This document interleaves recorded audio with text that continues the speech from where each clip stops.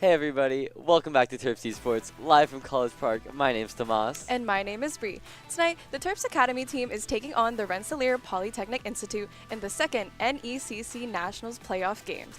Let's make sure we show Academy lots of support in the chat tonight. Tonight's game will be a best of 3, meaning the first team to take 2 wins is going to take the series as well. In today's pre-show, we're going to introduce you to the team, take a look at their stats, and we even have an interview with one of the team's initiators, Cloud. Before we jump into the game, let's start with your rules of a typical Valorant match. If you've never played the game before, Valorant is an objective-based FPS game where teams of 5 players compete in 2 12-round cycles against each other. The main objective of the game is to plant the spike, defend the spike, manage economies, and create strategies to dominate each round. You don't want to miss out. Tonight, like Bree mentioned, the Terps are going up against the Rensselaer Polytechnic Institute. While the Terps were able to leave last match with a victory, that means this night is going to have an even tougher opponent, and they're still facing down elimination from the bracket. You're not going to want to miss a second of tonight's match.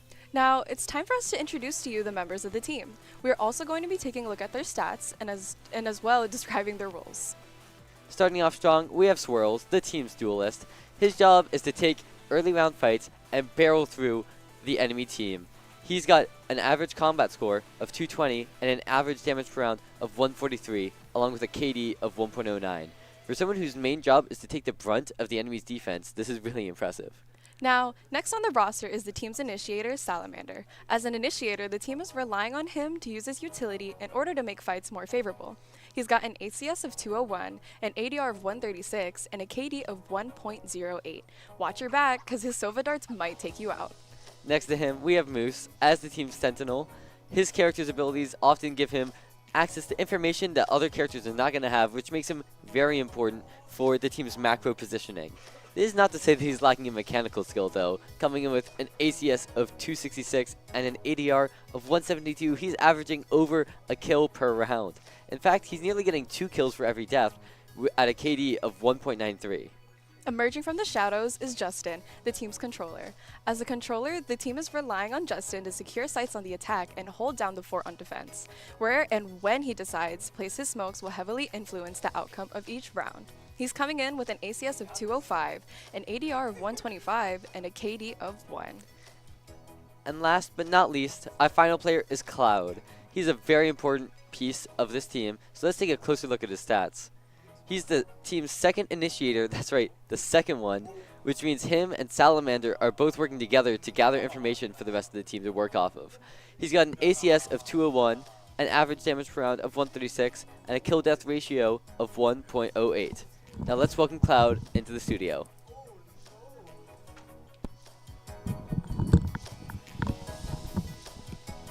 Hey Cloud, how are you doing tonight? Doing good. How are you? I'm doing good. Are you excited for tonight's match? Oh, I'm so ready for this. Yeah. Stand we're gonna see you on Breach a lot tonight. Whose Yep. abilities are all about like supporting the team. Is that a piece of the puzzle that is your team that you're happy to be a part of, or do you wish you had maybe a flashier roles? Any other roles you ever wanted to try? Well, I've been a part of Academy for a year now, and I've played every role but duelist. I played smokes, I played Sensi earlier this season, and now I'm playing back on flashes, and I have a lot of fun making the lives of the other team very difficult, just making them stuns, flashing them over and over again, but more importantly, supporting my team any way I can. Yeah. So, of course, you're both a student and a competitor, which has got to be a lot of work. How do you find time to balance it all? I have a horrible sleep schedule, but my classes are late. So what I do is I will be up all night working on homework, or I'll be playing games depending on the schedule I have. But making sure I don't procrastinate is the best way I can balance playing esports and being a good student here. Yeah. And finally, before I let you go off to your match, what's one map that you wish was still in the competitive pool? Sunset, I know it's coming back this week or next week, but I love Sunset personally. I have a lot of fun playing it, and our team has a lot of great memories on Sunset, so I can't wait till it's back. That's good to hear. Thank you so much for joining me for the interview tonight, and best of luck in your game. Everyone back at home, please stay tuned, and we'll jump back right into the action after a quick commercial break.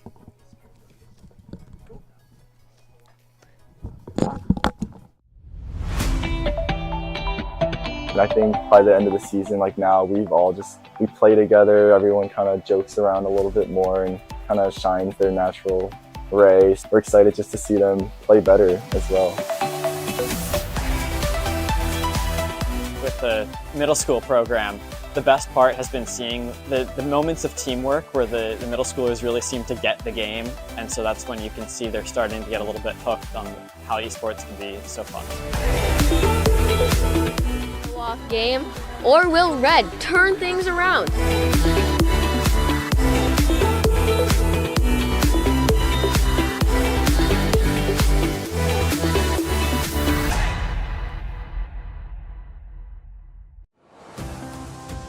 Terp Adventures. Take flight at Stamp. Host to countless Maryland events, programs, performances, and more. Feed your body.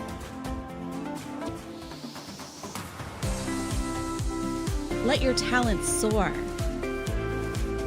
Dance, sing, perform. Find your thing. Join more than 800 student organizations and clubs. Find community here. Leadership lives here. Art thrives here. With space to grow. We're all just kids at heart. Let your imagination fly. Compete. Play. With wings on our feet. Here your spirit can fly. Here your soul lifts up. Here you remember those who came before.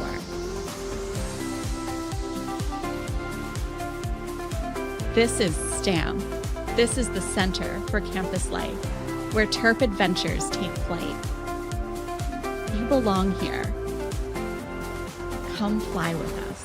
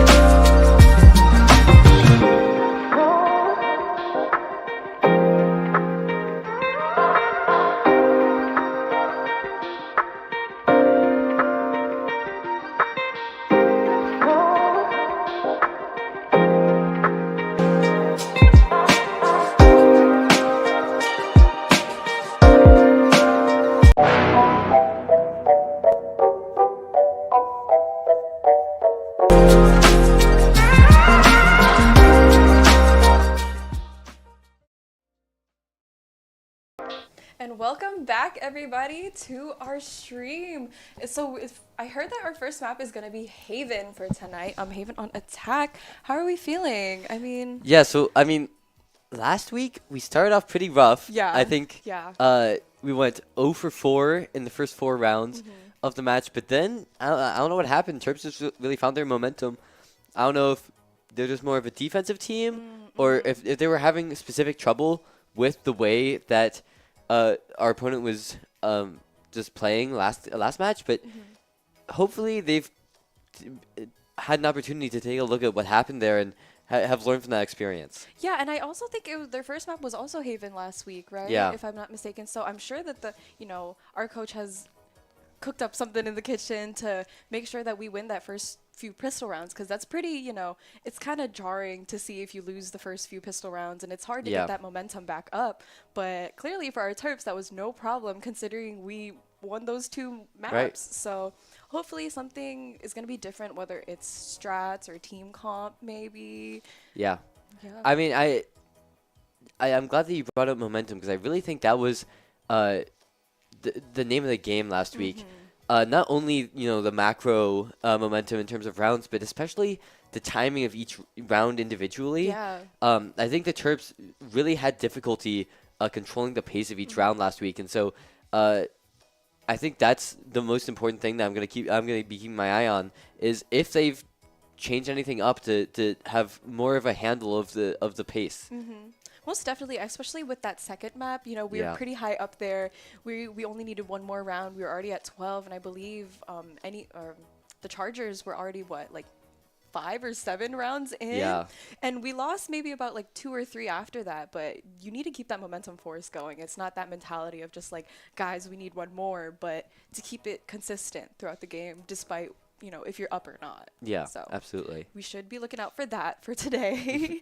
I mean, what are we thinking for RPI? I mean, do you think that their team is going to be similar to the Chargers last week? Yeah, I mean, I don't have too much intel about the team, but I mean, if the names are anything to go off of, the Chargers definitely had a very, very aggressive play style, at least compared to the Terps, and it really gave the Terps some difficulty. They were able to find their way around it eventually, but I'm curious to see if that was just maybe a bad matchup for the team, or if it's a hole in their practice that they were only really able to fill last week. But I mean, they were able to get a handle of that, and that really shows how quick these teams are to adapt. So really interested to see how RTI comes out and tries to surprise the Terps, and how we're going to be able to react to it.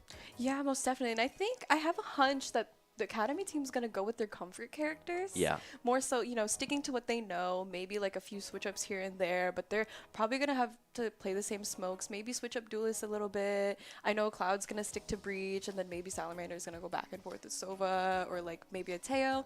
Depending the map, I'm pretty sure they stuck with like a Sova for Haven, so that having that much info and having that kit Sova has is really, beneficial to them as a team. So hopefully there's no mirror matches. The Chargers did a lot of mirror matching the last game, and it was kind of interesting to see that the Terps had to go against their own characters, and they literally read one another. And I think that's what really held them back the first few rounds. I think they were kind of like gobsmacked in a way, kind of, because honestly, I wouldn't know what to do if I was going against basically the same team comp. I think it's tough because the Terps do run a very traditional team comp compared to the Chargers had a very unique, I think, off-meta team. And, there are positives and negatives to both of these, because on one hand, playing on meta means playing the strongest characters and, doing what is proven to work. Whereas playing off-meta, you have that surprise factor, and we saw how effective it was last week. So, the Terps just need to play a very traditional, fundamental, strong game, because they're not going to have the element of surprise, at least in terms of their characters, to get the upper hand. They're just going to need to play better. Yeah, and I'm pretty sure their Duelist last week was like a Neon on the Chargers side, and like a bunch of surprise picks when it came to guns, like the Odin that one round, a lot of Judge, shorty action, fast-moving character. So again, I would be pretty tilted if I couldn't get a kill on that Neon, and if that Neon was just running through the leaderboards like it was nothing. And it was a pretty good game to say, nonetheless. So, yeah, we'll be into the map select or the character select shortly. But in the meantime, how do you think this night will go? I mean, on one hand, the Terps did win 2-0 last week, including a win on the enemy team's, map pick. That's right. So, certainly that bodes well. But on the other hand, both of the matches were quite close. And in fact, both of them had very shaky sections where the Terps did not look in control at all. So, if the team that we're playing against tonight, RTI, has a better, way of just controlling those kinds of shaky sections of game that the Terps might have, that could be very detrimental for the Terps tonight. Most definitely. I'm just worried about consistency. Yeah. Consistency is very difficult, but like we saw on, I believe it was Split was their second map. They, they worked well together as a team. I know I believe it was Swirls and Cloud holding up on B-Site Heaven. They were just holding it down. Clouds was there to blind just in case Swirls got attacked. That's what I noticed a lot last week, is that Swirls would always get attacked. Into the first rounds, just jumping in and just hit with all the util. It wasn't fair. But obviously, as they work as a team, pushing, doing that 1-2-3 swing kind of thing, 1-2-3 go kind of thing, really helps them as a team. And either way, I think, like you said earlier, their adaptability is going to be great I hope is going to be great for the next few maps for tonight. And I mean, what more is there to say? Academy's doing great so far. Yeah, I really want to highlight last week. I think Salamander was able to put up a 30 bomb on one of the maps. Yeah, the second map. Yeah, so I don't know if that was just a hero play that the team needed, or what happens when you have such a well coordinated team that one player just ends up, I don't want to say being the star, because it really is, a team. You don't see all of, the damage that the enemy team, that the other players on the Terps are doing, or the way that they're positioning, like the enemy players into like a sort of funnel right into, Salamander's POV. So, just a really, really good job last time, and Salamander able to be there when it counted. Oh, most definitely. So I'm hoping, that gets to kind of be shared between the team. It doesn't fall on just one person's shoulders, or like on Swirls, considering, he's a duelist, or on Salamander because he did so great last game. I hope that it kind of just expels throughout the team, and with that, they just work together well, and that's just how they work as Academy, and that's really about it. And either way, with Haven being a kind of like, I would say like a defender-sided map in a way, at least in my opinion, entering might be a little bit of an issue there, depending, who Swirls is going to choose to be. I believe he went, was it Raze? I could be wrong. Either Raze or Jet. I think it was Raze on Split and Jet, just because I think the op is just so strong, especially C long, A main. You need that. On Haven, especially. The op is just so powerful, and there's no character better at utilizing that operator. I mean, maybe, sorry, what's that operator with the teleport? Oh, the operator with the are you talking about like the Outlaw? Or are you talking about, Chamber? Chamber, of course. What a fool I am. No, Chamber is actually a pretty good pick on Haven, I would say. I mean, peeking down C long, maybe A long. I think, I could be wrong, that Neon was peeking. Somebody was peeking down A long last game, and it was, nonetheless, I think they got at least one pick with like an Outlaw, I believe. I could be wrong. But I think the only reason why Chamber is not picked as much as, say, that Jet is just because, I mean, first of all, Jet's mobility allows them to be a huge asset both on defense and attack. Most definitely, yeah. But while both of them are able to utilize that, like operators, and take long-range engagements with that get-out-of-jail-free card, either the dash or the teleport, you just don't really need Chamber's trip very much on Haven. No, There's not not really. a lot of ways to enter the map, and so just the extra utility of being able to shut down a sight line with Jet, or take an off angle with their updraft, just ends up being way more helpful than any of Chamber's abilities. Yeah, and why else, like, why would you choose Chamber over choosing like a KJ or like, a Cypher, when you can have trips and alarm bot that gets utilized much more, it has more, I guess you could say, like, mobility, I guess you could say, because I don't know, Chamber, the pick rate on Chamber has been going down, I would say, but either way, if, say, like, RPI does choose like a Chamber or somebody that's going to be holding down C long, the Terps are going to have to make sure that they, hold it down.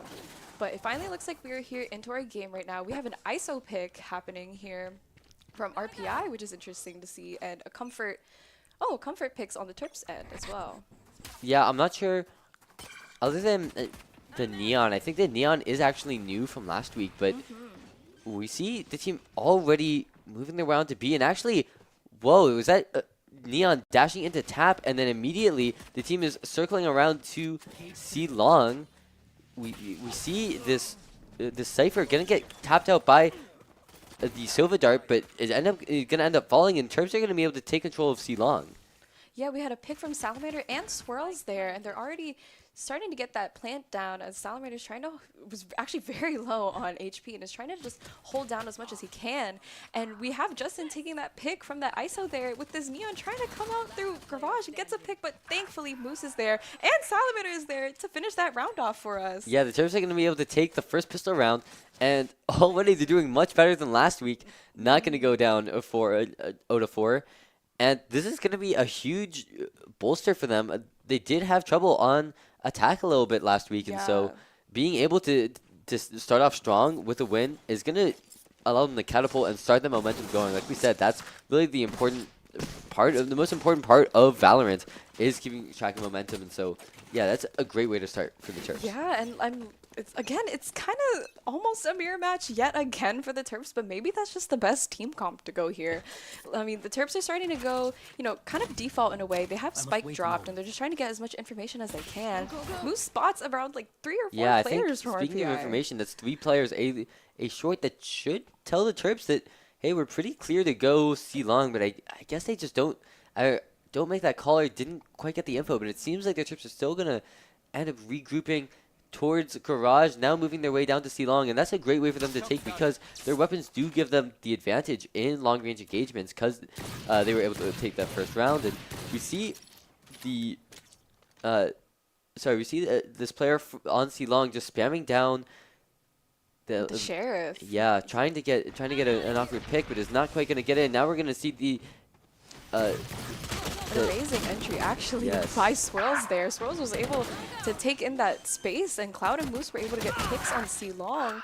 And Moose over here just hanging out in B, able to get that pick, but the Sova is starting to slowly creep up on him and ultimately gets that pick on Moose. But it doesn't matter. The Terps have C site just locked and loaded down, and Yeah. it's looking like they're having fun here, just holding angles, jumping around, just waiting to see how RPI is going to take on this retake. Yeah, and I love that lurk play from the Cypher as well because, yeah, he died in the middle of B without any chance to refrag. But I mean, look at this. Neither of the RPI players are able to get up a weapon because they ended up sending just a player with a Sheriff to go take that awkward angle. Now, love this from Justin, just making sure that we're not going to get flanked from behind, and that allows the Terps to get away stock free and just have a really good save for the next round. That means that they're going to have a decent chance of winning this even though they'll be down weapons. Exactly, and that's why RPI had to die to the spike. I mean, you got to get your economy, especially after that last 2 pistol rounds. I mean, how else are you going to be able to go against the Terps now that this is the buy round? You got to utilize that economy as much as you can, and we're up 2. Yeah, speaking of economy though, take a look at that. Only one player, maybe no player on RPI is going to have full shields, and that's actually a huge problem for them because all of the Terps have weaker weapons, so that extra 25 HP could make a huge difference. Yeah, most definitely. 125 is not a lot considering, with the guns they have this round. And there it is. Yeah, Cloud's just going to be able to take out the Sova, and now as Terps Esports are walking their way onto C, they're going to be able to take out Cypher. And I mean, it looks like they're already in complete control of this round. It just started. Clearly C is the Terps' site. I mean, they're easily able to run it down. And we have this ISO and Neon trying to face against C long there against Justin. Justin might go ahead and throw in a blind, but RPI's Neon is ready for some action here. The Terps are trying to do as much as they can to defend C site coming in from their CT. And Justin hitting that crazy shot. Can he get another one? But unfortunately not. Yeah, it looks like this player is going to be able to take out 2 on the flank, but still Terps are up 3-2, and they're going to be able to take out this Sova. So now it's just up to this final player. Is he going to be able to get onto site? No, a great double swing from the Terps. I really like how Salamander there broke the shield, but allowed Cloud to take that kill, not letting that enemy player take that beneficial engagement with the shield.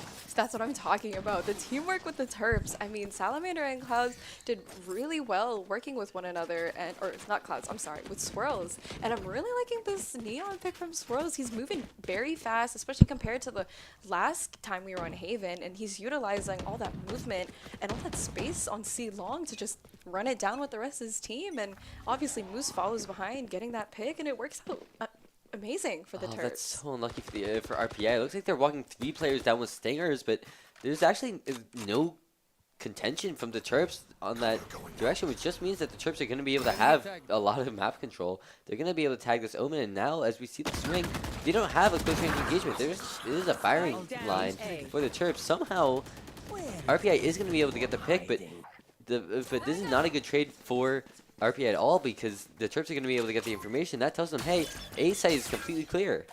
And that's what happens when you're gesturing for picks and you don't have this much money in your economy. You gotta get close, close fights with them, considering they only had Stingers. But it's looking pretty good so far for the Terps, considering they're already on A site with Spike planted. Moose is gonna hang out and lurk for a little bit to kind of catch some rotates. Beautiful timing too, just as soon as that Sova turns. And that means that Moose is going to have almost free reign onto this flank. As long as he doesn't move too slowly, he's good for 2 or 3 kills. Exactly that, but unfortunately the Cypher's gonna get that pick with a stinger on Justin, but Salamander is there to help, but Ultimate gets traded off with another stinger. Swirls is just crazy What a today. shot, yeah, just decides there's probably somebody in that smoke and is going to be able to take that shot and take out that kill. We didn't even need that huge flank, and that's going to be, what, 3-0 for the Terps? Yeah. A huge way to start for them.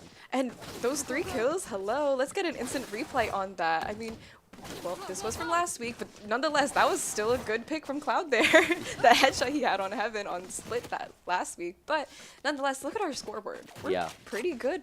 We're even across the board. That's what I was talking about earlier. And here we have Swirls with 0 deaths already. He's positive as can be. Like, yeah, it is a fantastic way to start, and we're going to see now how the Terps are going to be able to take this first. It is the first even gun round of the entire match, so this is really going to set the tone, I think, for what kind of Valorant we're going to see. Yeah. Not just, the macro, but really just the precise gunplay that the teams are going to bring to this match. yeah, and we already have Moose up A long a little bit, but we do have a Cypher on this site, so I'm wondering, if he's calming to his teammates that, should we push this? I'm sure Swirls is already running in A long, is ready to just run into those trips, and he's already on site, gets picked by that trip, and wow, the Cypher's already able to get 2 picks on the Terps. Yeah, an incredible spray from RPI. Going to be able to take out 3 members. I don't think was having direct line of sight on anybody, but now this Neon is going to have a really awkward position if Justin decides to swing in. Ultimately not going to do that, and now Justin needs to make a decision. Are we going to try to push through the smoke, or are we just going to rotate out and take our losses? Especially since we don't have Spike right now. Or actually, Moose was able to pick up Spike, but we slowly have this Omen starting to creep up, and he's in a TP over this, wow, over that trip. But Moose said, nah, and he was able to just stop that flank from them. So now the Terps are starting to run and try and make sure that they can plant. And we already have... I love this TP from Justin. Yeah. Going to try to get some information, but unfortunately gets timing by that Neon, which means that Cypher is not going to have anybody to cover him. Neon is going to run onto site. Is he going to be able to get the timing? Not quite onto Cypher, and now it's just going to be a good, clean 1v1, and whoever wins this totally set the tone for this round, but it looks like that Neon is going to be able to take it. That's 3 kills for them on the round, and that's going to be the first round win for RPI. I mean, I guess we're trading off how well the duelists are doing. I mean, the RPI's Neon had 3 kills that round, and Swirls just had 3 kills last round too, so it's looking like a little bit of a back and forth, but nonetheless, we're already up 3 rounds. I mean, there's, our economy is looking much better than RPI. They're still having those light shields, and like you said, that does do, that means a lot, considering you only have 125 overall for your HP there with pretty heavy guns. So it's a lot if you lose those guns too, so. Yeah, it's definitely a smaller difference when you have these rifles, because pretty consistently, regardless of light or heavy shields, it's going to be a 4-hit. It's going to take 4 shots to get the KO either way, but I love this aggression from RPI, but it looks like Terps are a little bit ready for it. They're trying to work their way into Garage, but actually it's taking this awkward off angle. It's going to make it very difficult for the Terps to end up pushing through, and now with the smoke, it's nigh impossible, so they're going to have to find a different way to get some control onto this map. Yeah, they're trying to get a lot of control on RPI's side. They were already pushing up C long to see if they could stop somebody, but it looks like the Terps might get into contact with this ISO here, just kind of peeking just left and right to see, if this is something he should be holding, considering that there's so much noise outside of Garage. But the Terps are looking like they're going to actually go through C here, but now ISO's going to go ahead and calm to the rest of his teammates that this is where the Terps are going to be in, and Swirls is already in on site. Yeah, beautiful spray from ISO here. Gonna get tagged out by that Sova Dart, but unfortunately there's nobody on the Terps to take advantage of it. Now they're gonna have to just tuck tail and leave, and with only 30 seconds left, it's gonna be a really hard round for them to overcome. They've got almost no control on the map, and they're down 2 players as well. No ultimates in the bank, so they're going to need some kind of miracle or a hero play in order to get any kind of footing in this round at all. Yeah, they're kind of choked just a little bit. We have Moose and Salamander trying to make their way through Garage. Hopefully catch this. Catch with the gun, going to be able to take it as well. That means that they have the opportunity to start walking on the site. A beautiful cage coming out, and not quite being able to catch that Neon. That could have completely swung the round, but unfortunately now it's just Salamander getting shot in the back, and that's going to be a second round for RPI, as the enemy Sova Rymaster is going to be able to take advantage of just a man advantage going out with the darts, and we're getting a timeout from Terps. I think this is a great time for it. Yeah, I think they choked just a little bit considering that they weren't really expecting, RPI to push up C that fast. I mean, last time they pushed up C that fast was because they had stingers, and you don't really have a choice but to, get those picks. But considering that they pushed up that fast, here we have that replay by Swirls doing amazing, getting that great 3K. But back to that push, I mean, that's kind of like setting you back just a little bit. You don't know how aggressive they're going to be for the next few rounds. Yeah, absolutely. And it is really interesting to see how the Terps are going to be able to deal with that, because yeah, they're not facing the same aggression that they faced last week.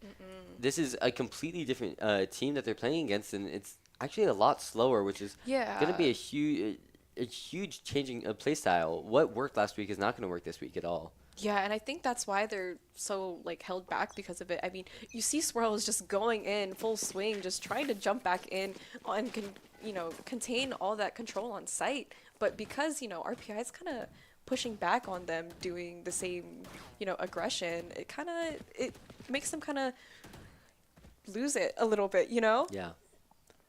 So it looks like we're back from our timeout here, and the buys are looking pretty okay still. I mean, yeah, Terps are forcing just a little bit, but they have almost the full buy, and a ton of aggression coming out from this enemy Neon.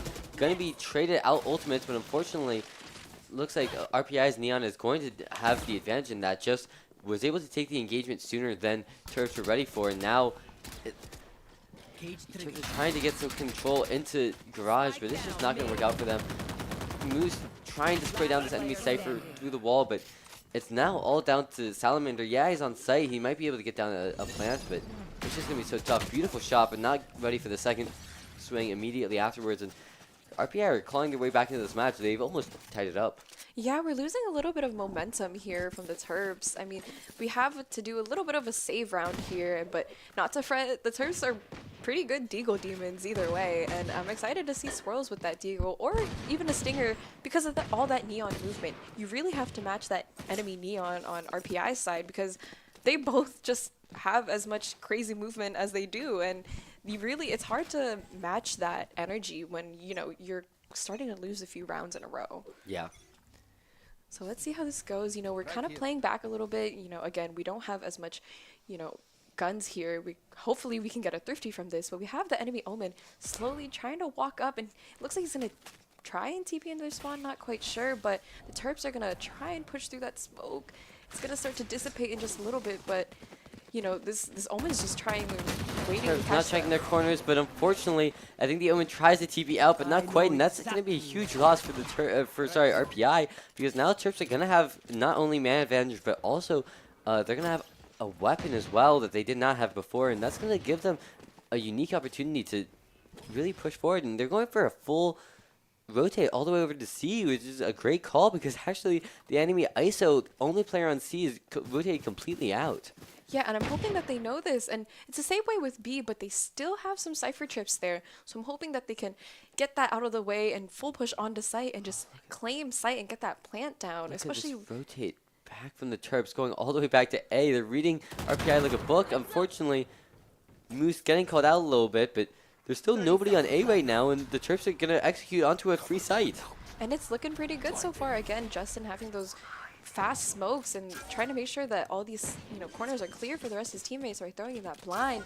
And we're finally planting here. RPI is going to start slowly moving up with one person on flank, and it's going to be that enemy Neon. Yeah, it gets timing a little bit. I don't know that Terps are aware that this timing exists, so we could definitely be in trouble on the flank. Salamander are going to be able to get a pick, but they still need to be ready for this Neon. Only player left for RPI, but a huge ultimate coming out from Terps. That's just going to buy time. That should allow the players as well to get rifles and set up, but now it's just up to this Neon by themselves. Not quite going to be able to find the Omen. Justin going to be able to get the wall bang, and that's going to be a 50 for the Terps. You called it. What did I say, guys? Crazy thrifty, not to fret. Don't worry about a save round. The Terps Academy, they're a bunch of Deagle Demons. And I really like that play that round. I mean, yeah. I think it was a good thing that they ended up saving. It was kind of forced to save because it kind of helped them, figure out their strat and not to be too aggressive, I guess you could say, and communicate well with one another. And It honestly could have been Raps, considering that enemy Neon had a gun already, but again, Deagle Demons, Yeah. so it's fine. That's just such a good call by Moose, like you said. Opting to try to rotate out to C, but as soon as they lose that player, ooh, Whoa. yeah, really good pick from Swirls. Gonna be able to take out the enemy Neon, but overstays their welcome just a little bit, and it's gonna end up being caught out as well. So now Terps trying to take this 4v4. I'm not quite sure who that benefits more, to be honest. Yeah, especially since the enemy Cypher is just watching on that camp, but now they're going to have to go ahead and rotate out, but Justin's still hanging out in short to try and catch any of, any stray RPI players just trying to sneak up on them, but nonetheless, we're pretty spread out right now for the Terps, and all these sites are pretty held down well, except for B. Yeah. It looks like the Terps are opting for a slow rotate onto C, unfortunately. That is RPI's heavier site, and they don't really have any information to tell them this. They're going to see the ISO jump peeking, but I'm not necessarily sure if they're going to be ready for this Neon. It's a great cage. That's going to maybe make the Neon a little bit uncomfortable, but unfortunately they just are not quite aware that she's there. Sova Dart does come out to let the Terps know that she's there, but it comes a second too late. And now Terps are opting to swing back to A, but as the smoke is coming out, RPI is almost all grouped up, ready to take this re-engage before the Terps even have the plant down. Exactly, and we don't have much numbers here. We're already 4-2, and time's starting to run out. We have to get that plant down, or else, the round's going to end, and it's looking like the Neon's going to go ahead and hit 3 kills on us that round, but the ISO finishes it off, getting Justin off that round, and now we're 4-5. Yeah, Terps unfortunately just caught out on their rotates a little bit. Wish that the communication had been there just a little bit better, because that Sofa Dart would have net Terps probably a free kill onto that Neon if it had come a second sooner. Unfortunately, yeah, Moose just deciding to swing out from the Cypher cage before all the information came out, and that ended up being his death. Yeah, I think it was just unfortunate placement there too. The Neon just hanging out in the corner, and poor Moose did end up getting picked off. And we have 3 people peeking B already, taking out a bunch of people are dropping like flies here. We already have Clouds being pretty low on HP, and Swirls is stuck with only a Stinger here. They're just holding it down. RPI has B on hold. Yeah, that was a really good counter strat from RPI, knowing that the Terps might want to have. Unfortunately, yeah, such a great Sova Dart. And yeah, this Neon does have the spike, but doesn't have a lot more going for her, and that Cypher is going to be able to pick her up. And Terps are now going to tie this round up 5-5. This is looking maybe a little bit sketchy because, like you said, and like we saw last week, this is a defender-sided map. Yeah, and I'm feeling like RPI is kind of playing like the Terps in a way. I don't know, the enemy Cypher is just lurking a little bit the same way Moose was lurking the past few rounds. So they're reading one another, and that, again, having an almost mirrored match, you read one another, you know each other's plays. So it's crazy nonetheless, but it looks like the Terps are going to start maybe favoring more towards A. And of course, Moose is going to try and get as much info as he can, but we're looking a little more aggressive here with Clouds throwing in that breach stun, and Swirls is ready to get on to Impact, just, trying to get as much information and see if it's a good place to push. Yeah, and they actually get the information that there's at least 2, maybe 3 players over on that B side, so they're just going to opt to fully rotate all the way over to C. Great call out from them as well, because it's just a Cypher by himself. If they're able to take him out, that's going to be a free site for them. They see the jump peek from the Cypher. 3's coming to his team that, yeah, 4 players are running down, but, the Cypher chip is not going to be able to take them out. Now the Omen teleport onto site. This Neon is trying to dash in. She's going to fall, and the Terps are able to take full control of the site as well as a pick, and they're going to be able to get the spike down. And this is a great execution, by the way, that enemy Neon had an op. And because the Terps were able to get onto site that easily, wow, okay. Yeah, Justin gonna get the refrag, but that's just such a good shot. But Justin able to get 2 now, able to give the Terps their advantage right back after an insane Sofa collateral. Now gonna get a 3rd. I didn't even realize he had Sofa in his crosshair for there. Is he gonna be able to find this final Omen? Wow. Justin with 4 for the round. An insane position and going to be able to save that round for the Terps. Really, really well played. And we needed that. Thank you, Justin. We needed that. Like, we're pretty good right now, especially, like, we're about to switch sides here. 5-6 is pretty good on Haven already. If we could just get one more and make it 5-7, we're pretty set for switching sides. Let's get that crazy replay please here. get this replay. This was such an insane shot. Gonna have the heads-up play that the Silva is probably gonna want to shoot a dart, get some information, and yeah, that just such a great headshot. We're gonna see Justin now maybe teleport, try to get some space early in this round, and I think that makes a lot of sense because RPI has been playing very, very quickly on this site so far. Yeah, trying to get as much space as you can. And this Neon already has another op yet again, but is holding down B. But hopefully the Terps are able to get on his site before this Neon can utilize that op, especially upon rotate if the Terps decide to do so. Yeah, Salamander creeping his way down A long. It looks like they might actually commit to this A hit, but it's looking RPI wonky. has quite a few players, as well as the off-angle crossfire with that ISO in the corner. Could be very, very dangerous if the Terps aren't careful. And like I said, there it is. As well, that Neon going to get a pick with that operator, and now Cloud's going to get that pick on ISO, and we're pretty low on numbers at the moment. We're 4-3, but Swirls is going to go ahead and try and get this pick and go ahead and pop his ult and get as much movement as he can to get those picks off of... Wow, there's a Neon v Neon here, and the enemy Neon already has 3, but Swirls is left to do it, and unfortunately gets picked off with that enemy Neon getting 4 picks that round. Yeah, I think that's the second time that the Neons have battled with their ultimates, and I think both times I think Poland just had a little bit of an advantage over Swirls there. So unfortunately, Terps Esports not going to have an advantage going into this defending half, but you know, they're used to playing against a Neon comp from last week. We saw you know, a Neon kind of being the star player that they need to shut down on Haven, and they were able to end up taking that round. So hopefully, you know, with this information that they got from last week, they should be able to have a game plan going into this. Yeah, and it's looking pretty heated in the chat at the moment here. I mean, hopefully this doesn't prevent the Terps from getting this round on, you know, on lock, and hopefully, if anything, hopefully it just inspires them to get this round on lock. I mean, we already have the enemy Neon going in as fast as they can, the same way Swirls did last time, and they're gonna go favor A long a lot here.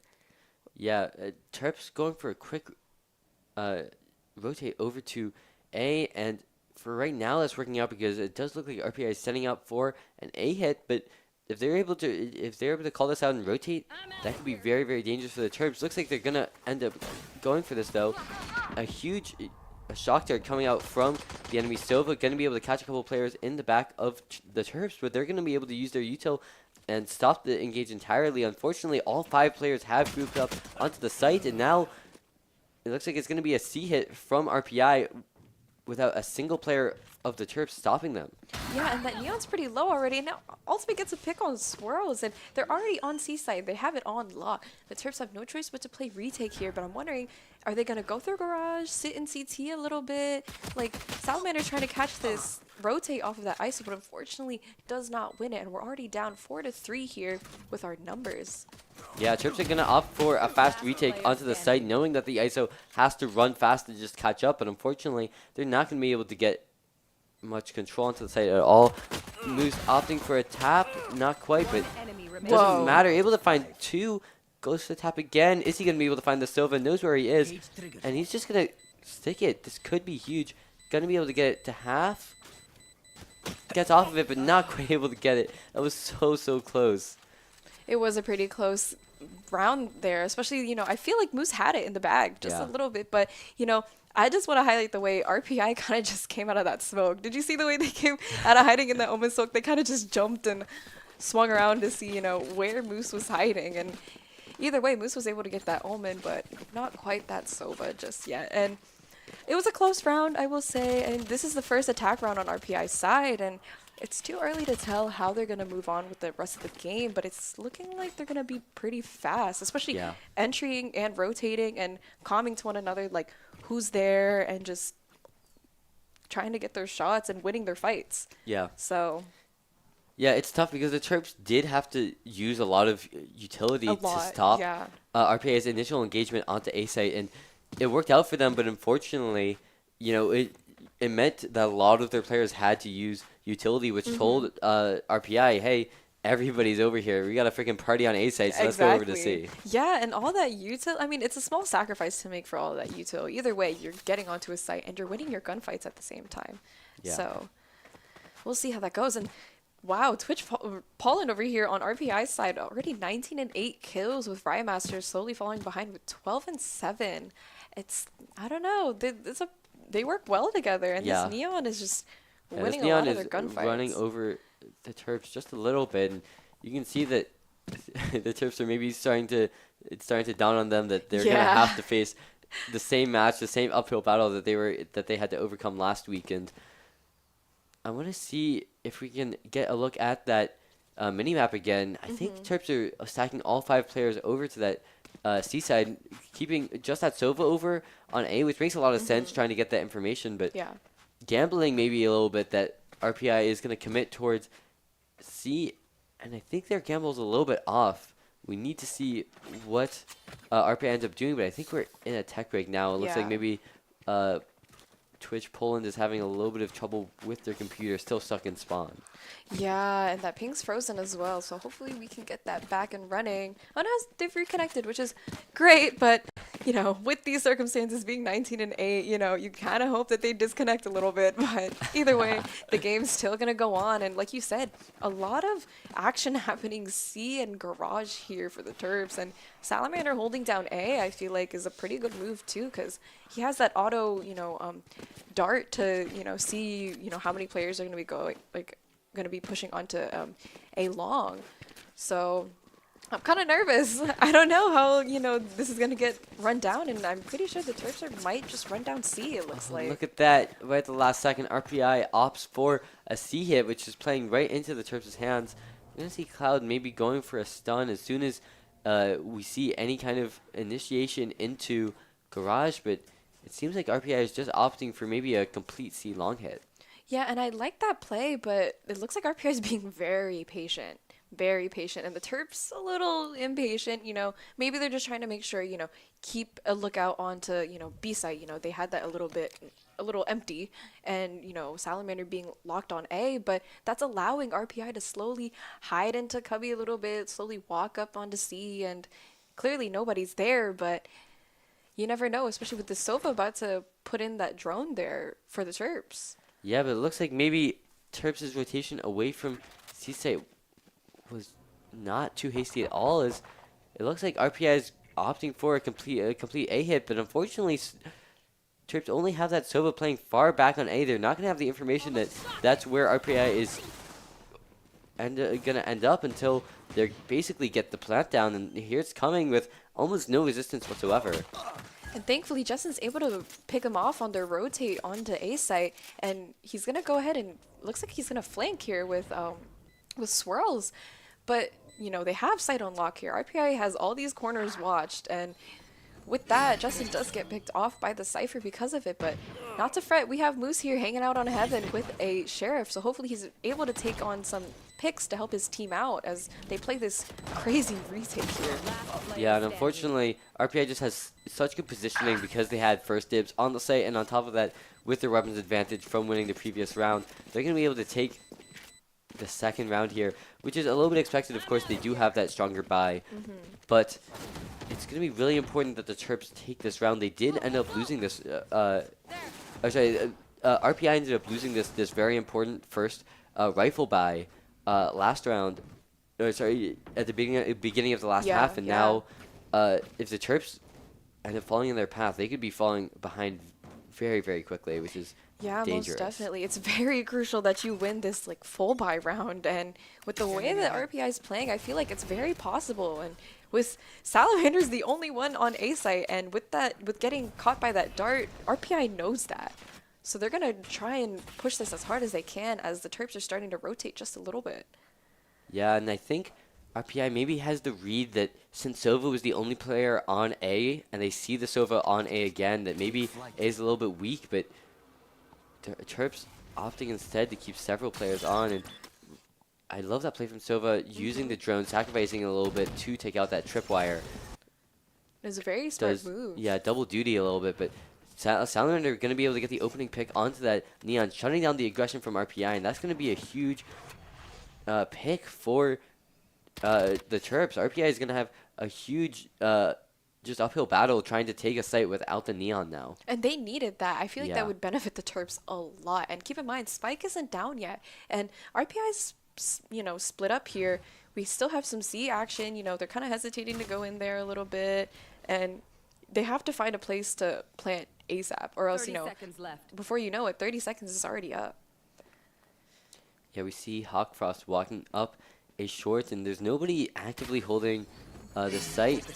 Using that double tap, but getting shot just so low. Going for the shock dart as well, trying to get that kill, but not quite going to be able to find it. Sova goes for the plant, not going to be able to get it. A great ability from Breach, and Terps waterfall their way onto site, and it's now up to the Cypher flanking all alone, and not going to be able to get the kill now. Maybe opting to just save, but the Terps are happy to just keep their rifles. Unfortunately, that's such a cheeky kill from that Cypher, peeking out the very last second. And that's actually a huge hit to the Terps' economy. Really, really well played by him. And I'm glad. I mean, that was a really good play by Cloud, by the way. Just, ultimately throwing in that stun through default plan. And it took them out as fast as they could. And that's what helped, dwindle that time. Because if he got that plant down, that would opt for more time for RPI to go ahead and get their picks on the Terps. But we're looking pretty good. We're already 8-7. It is a pretty close game. I'm hoping it's not like a back and forth kind of thing. So we'll see how it goes. And we obviously have Salamander here hanging out on A, holding the fort down. But their RPI is favoring more towards mid to a C push almost. Yeah. And I just want to point out, by the way, Swirls, look how far up he is. I'm not sure if necessarily this enemy Cypher is ready for it, but this could be a huge timing. Because if RPI doesn't know that Swirls is there, Swirls could get somewhere very, very dangerous very quickly before the Terps are ready for it. Yeah, and this Neon's starting to kind of bait out C a little bit. And is already at 19 HP thanks to Moose spraying through that smoke. And RPI is already on site. Yeah. Fast execution by them. And it's looking pretty One of our players is going to be caught out, but Salamander going to be able to win that 1v1 using ISO's ultimate against him, and now RPI has very little control on site. They're all tucked away long, which means that the Terps might just be able to walk their way onto site now. Yeah, and Justin's able to get that crazy kill on this enemy Sova there with just a Guardian, and he's going to go ahead and put that smoke down for Cloud to defuse, and Salamander gets 3 picks that round. A 4th pick on that round! Amazing play by Salamander. Absolutely. Terps down weapons a little bit, but it didn't matter at all. And you can see how much the Terps needed that. They're so hyped now. And that was just such a huge round. It really looked like RPI was starting to run away with the momentum of the game a little bit. So being able to win the past 2 rounds completely switches hands for the pace of this entire match. And now Terps up on the bye, 2 stingers out of RPI. We've seen how deadly they can be with them, but I mean, they're still stingers against rifles and full shields. So the Terps having an advantage going into this next round. Yeah, I'm hoping they still play it smart though, even though, stingers are still pretty deadly, especially in the hands of that enemy Neon there. But Swirls is going to try and get as much damage as he can by spraying through that smoke, now that they know that some of RPI's players are there. So we're going to play it safe and back up a little bit onto site there and just hold and wait for some action from RPI. And it's, instead of pushing up your short like Swirls did last time, it's safe to play it back onto site. Yeah, good rotate coming out from RPI, deciding maybe there's too many players over towards A, let's go find somewhere else. And it looks like they're making their way maybe towards B, which makes a lot of sense for the weaker buy that they have. And it also makes sense because of how the Terps have been playing this. They're going to be able to work their way right onto site now. Love all this util from RPI, making it a very, very safe plan, but this is such a hard angle to try to hold. So we'll see what RPI has to do differently than other teams. A beautiful shot from Justin, and unfortunately Hawkfrost is there to get the counter frag. And now that the smoke is dissipated, the Terps are going to have to take this opportunity now to start pushing out the site. And keep in mind, they haven't planted just quite. And wow, it's going to be a trade from Swirls and the enemy Neon, with Moose slowly following behind to get that enemy Cypher out. And we just won that round. Yeah, I didn't even realize that RPI never had the opportunity to get that plant down. Yeah. I don't know if there was just some good util denying it, or if they just tapped to try to get you know, a surprising, you know, man advantage on the fight, but yeah, that was just really, really well played by the Terps, using the weapons advantage that they had, waiting for all the utility to fall, and then just retaking the site, and now we're going to get a replay on this. Yeah, I love that backstab for Moose, and then Cloud just not even caring that he's stunned, going for the 1v1 and taking it as well. So really well played. Yeah, then Neon tried to style on him by doing that little, you know, slide there, but ultimately Cloud shut it down. And oh my goodness, RPI is going to go ahead and hard push up to C. And they're already on site with their Neon hiding in the smoke just a little bit there. And we're going to have to play retake here. Play it smart, by the way, because, you know, RPI, they might have to be contained a little bit in long here, but it looks like this time they're spread out on C. Yeah, great job from RPI opting to completely change the pace that they're playing at, just running straight down, but I don't like the way that they're playing this post plant necessarily. They've given up almost all of their space, and now with this Neon regrouping long as well, they're going to have nobody on site to stop the Terps from just getting on the tap now. Yeah, and they're going to utilize that Sova ult to, you know, thank goodness Salamander was able to bait out that diffuse. A little bit on Sova mid ultimate, that could have been such a huge difference, but Swirls running in with the stun, going to be able to get both kills and going with the ultimate as well, able to find 3. So well played. That's what you need out of a Neon with the aggression, but they don't quite have time for the bomb. 0.29. Wow, 0.29 seconds. But that's okay. Swirls still got 3 kills that round and styled on the other Neon, so I think it's... Yeah, certainly that round could have gone worse. You know, yeah, they would have won that fight, but I mean, I think it's really important for RPI to have won that round cleanly. They did not have a lot of economy going into that round. They really blew the bank trying to get the full buy that they needed to win that round, and yeah, they were able to get the win. But I mean, now even though they got the win, look at their economy. They only have 3 rifles. Not much happening there. They still had a lot of light shields there, and that's still not as... That's not what you want when you're already 9-9 in the game. And wow, they're going to take a lot of aggression here with the enemy Neon starting to throw in that ultimate. And Justin, hopefully, wow, amazing Shutting shot. him down, and he's going to be able to get out of boot as well. And now, love that play from Swirls. So much aggression. And yeah, sure, RPI is going to be able to get the plant down, but they've got no control at all. They're completely crammed onto the site.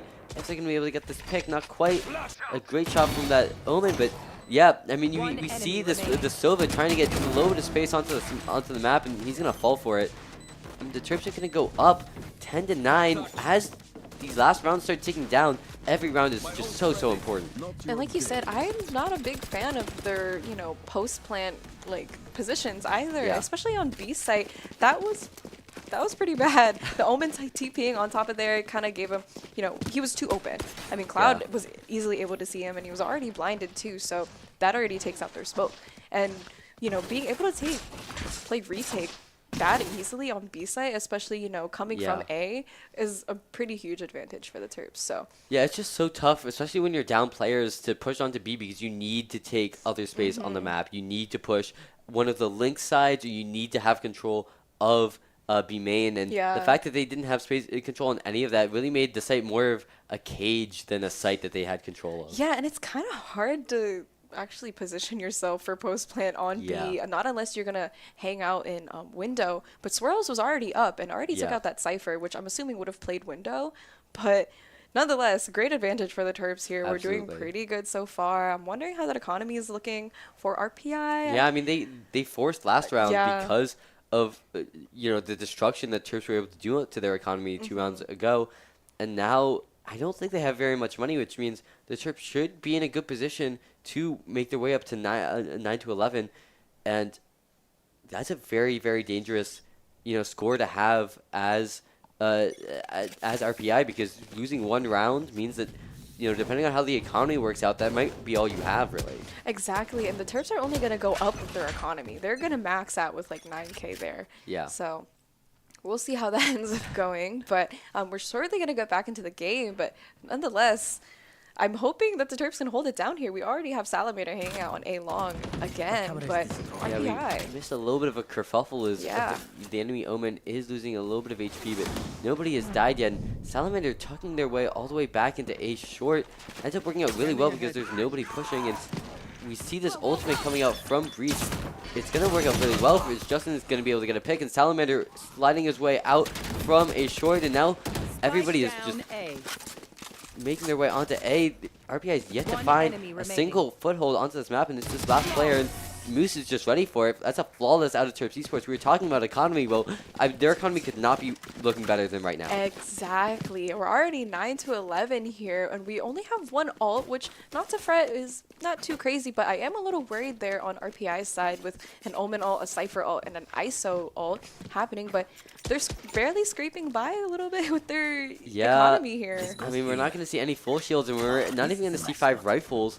And, you know, this late in the game, that's just very, very rough because RPI is not going to have a full buy, which means they have a disadvantage going into this round. And if they lose this, they're going to have no money and no rounds to lose. Exactly, especially as the rounds are starting to get closer to that 13.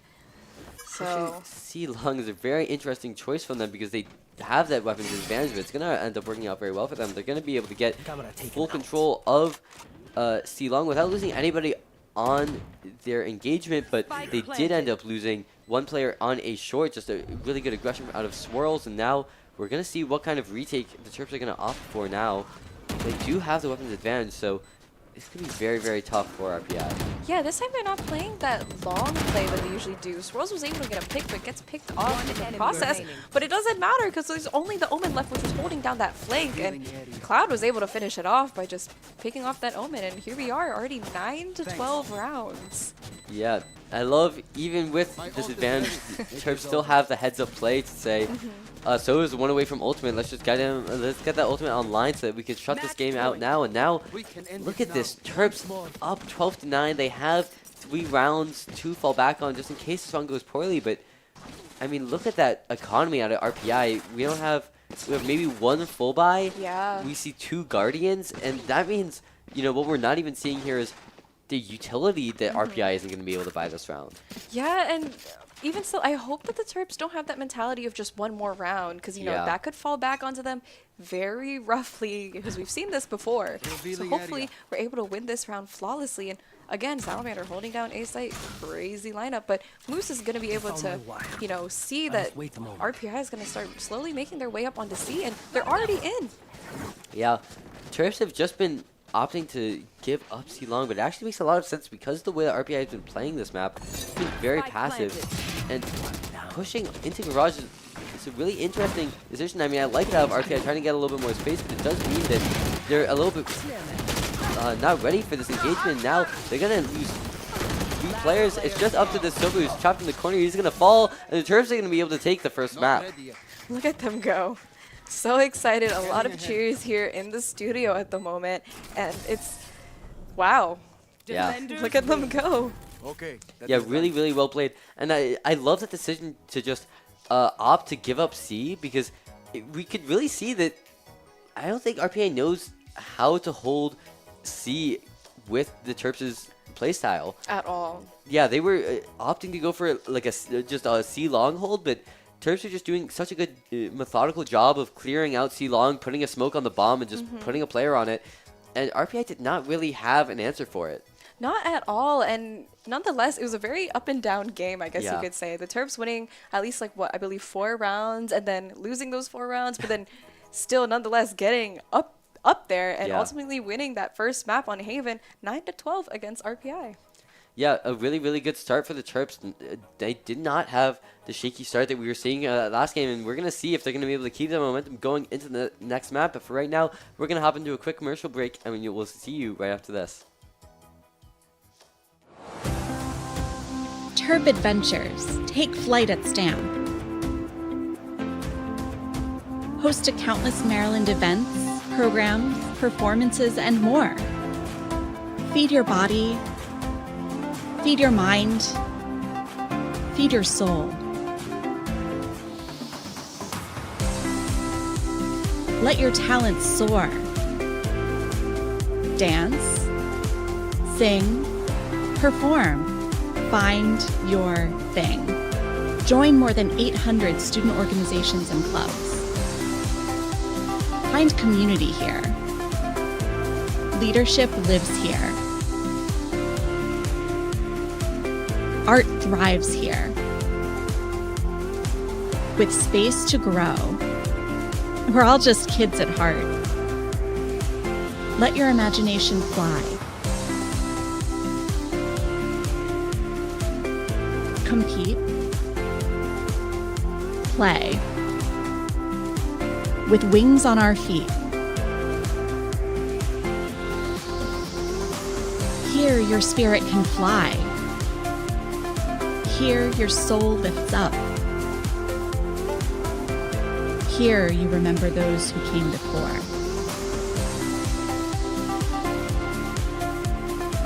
This is STAM. This is the Center for Campus Life, where Terp adventures take flight. You belong here. Come fly with us.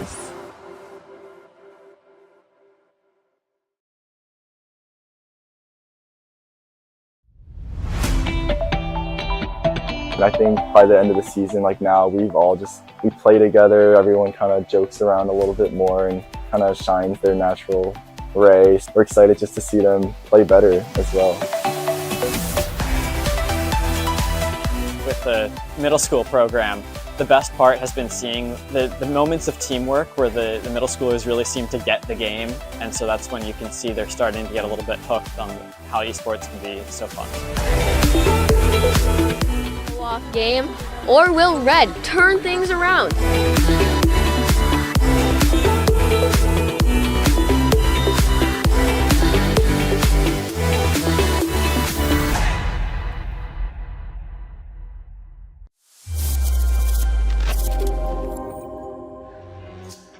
Your ad tech stack is simple, streamlined, and easy to manage, right?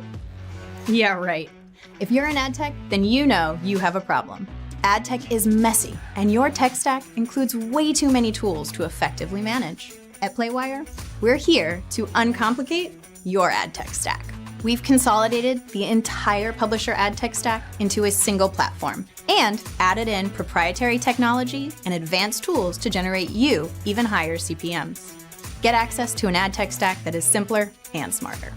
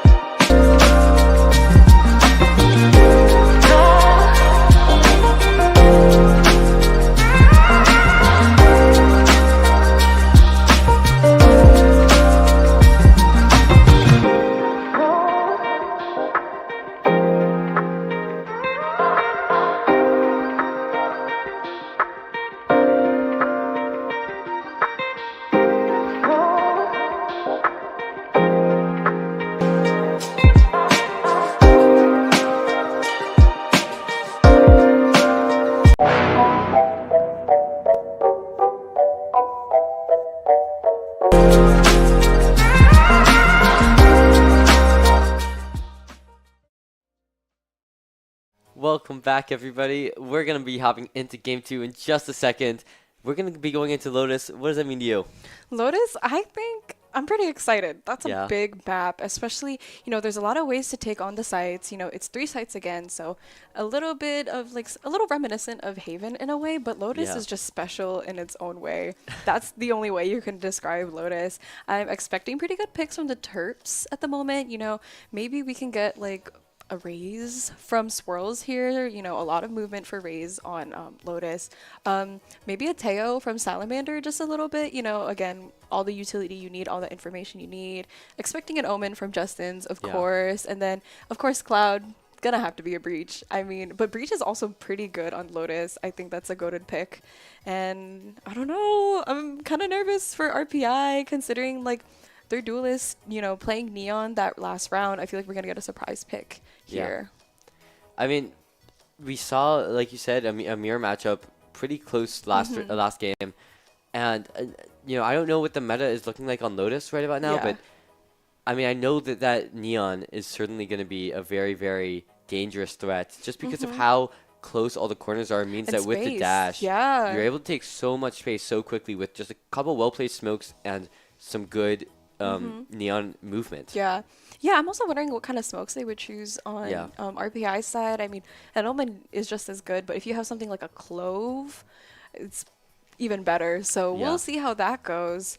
I don't know. I feel like the Terps on attack, I believe we're starting on attack for this map, should be pretty good. I think that's our sweet, I think that's what we're good at, is attacking. Yeah, definitely we saw last game that we only went even on the defense, but we're able to take the advantage in the offensive half. And the fact that they're going to be able to have that advantage going into just the start of this game means that they get to set the tempo and kind of the vibe of this match in general.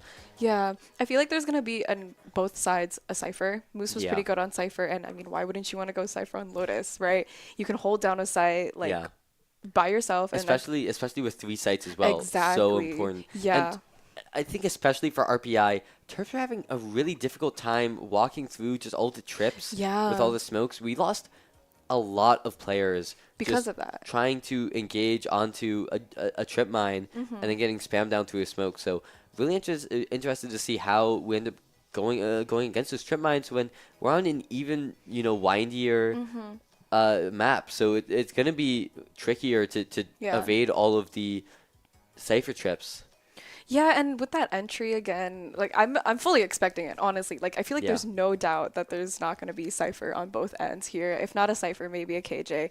But regardless, it's still hard to maneuver around that, especially, when entering. We saw a lot of that, with Swirls, kind of getting caught up in those trips, and a really smart move from RPI is using that Sova drone to get caught in the trip. Yeah. And I hope that's something the Terps can kind of take from RPI, seeing that play a little bit and playing smart with it. But wow, this looks pretty normal for the Terps here, this team comp here, but RPI having a Vise and the Neon yet again. Yep. I'm kind of nervous. I'm pretty scared. Terps opting for a Raze, and I actually love this pick because one of Raze's strongest ability, benefits to the team is between the boom bot and the grenade and the satchels, all of them are able to get rid of Cypher trips. Exactly. Unfortunately, no Cypher trips to walk in on. They have the Vice util that they can destroy, but unfortunately, Vice is going to get caught in that breach stun on this opening. Nobody is going to fall from it immediately. It's just going to hold up the push and going to be able to get a lot of damage onto the Terps, but no kills, and now Terps are going to be able to plant without losing a single player. Yeah, but we are still pretty low, having, 2 of our players less than 50 HP here. The enemy Teo is going to go ahead and try and throw in that bot to get as much information, but the Terps are kind of coddled up here a little bit in the corner next to Spike, but not to fret. Swirls is able to get those picks easily with the help of Salamander, and Moose finishes it off, getting that pick on that Omen. Yeah, so many players on the Terps on their last legs, and in fact, Swirls is going to take out Moose with the grenade. I really hope the Terps didn't lose anybody with that, but glad to see that their spirits are high if they're willing to do something like that. And now, Terps going into this round, they're going to have a huge advantage with the economy, and I'm curious which site they're going to try to use to take advantage of that. Yeah, and I'm hoping it's going to be a little bit of an A push, even though it may be a little expected, especially when you're playing on Lotus. But if you're able to run down that A push, you're able to take on any site. Because Avize is still pretty powerful on a C site. So, but it looks like we're going to default just a little bit in the beginning here with Spike heading more towards C. So I might be favored more towards C again because Avize is just by themselves over here. Yeah, a lot of aggression coming up from RPI on a main, setting up that Omen far out. But now that the aggression has died out, it means that they're just going to back up and give Terps all the spaces they made. I'm not necessarily happy with that play, but we're going to see. It looks like the Terps are going to be opting for an A hit with that Cypher lurking. They'd love that to keep just that presence there so that RPI never really feels safe no matter where they are. And now Hawkflash trying to take the fight.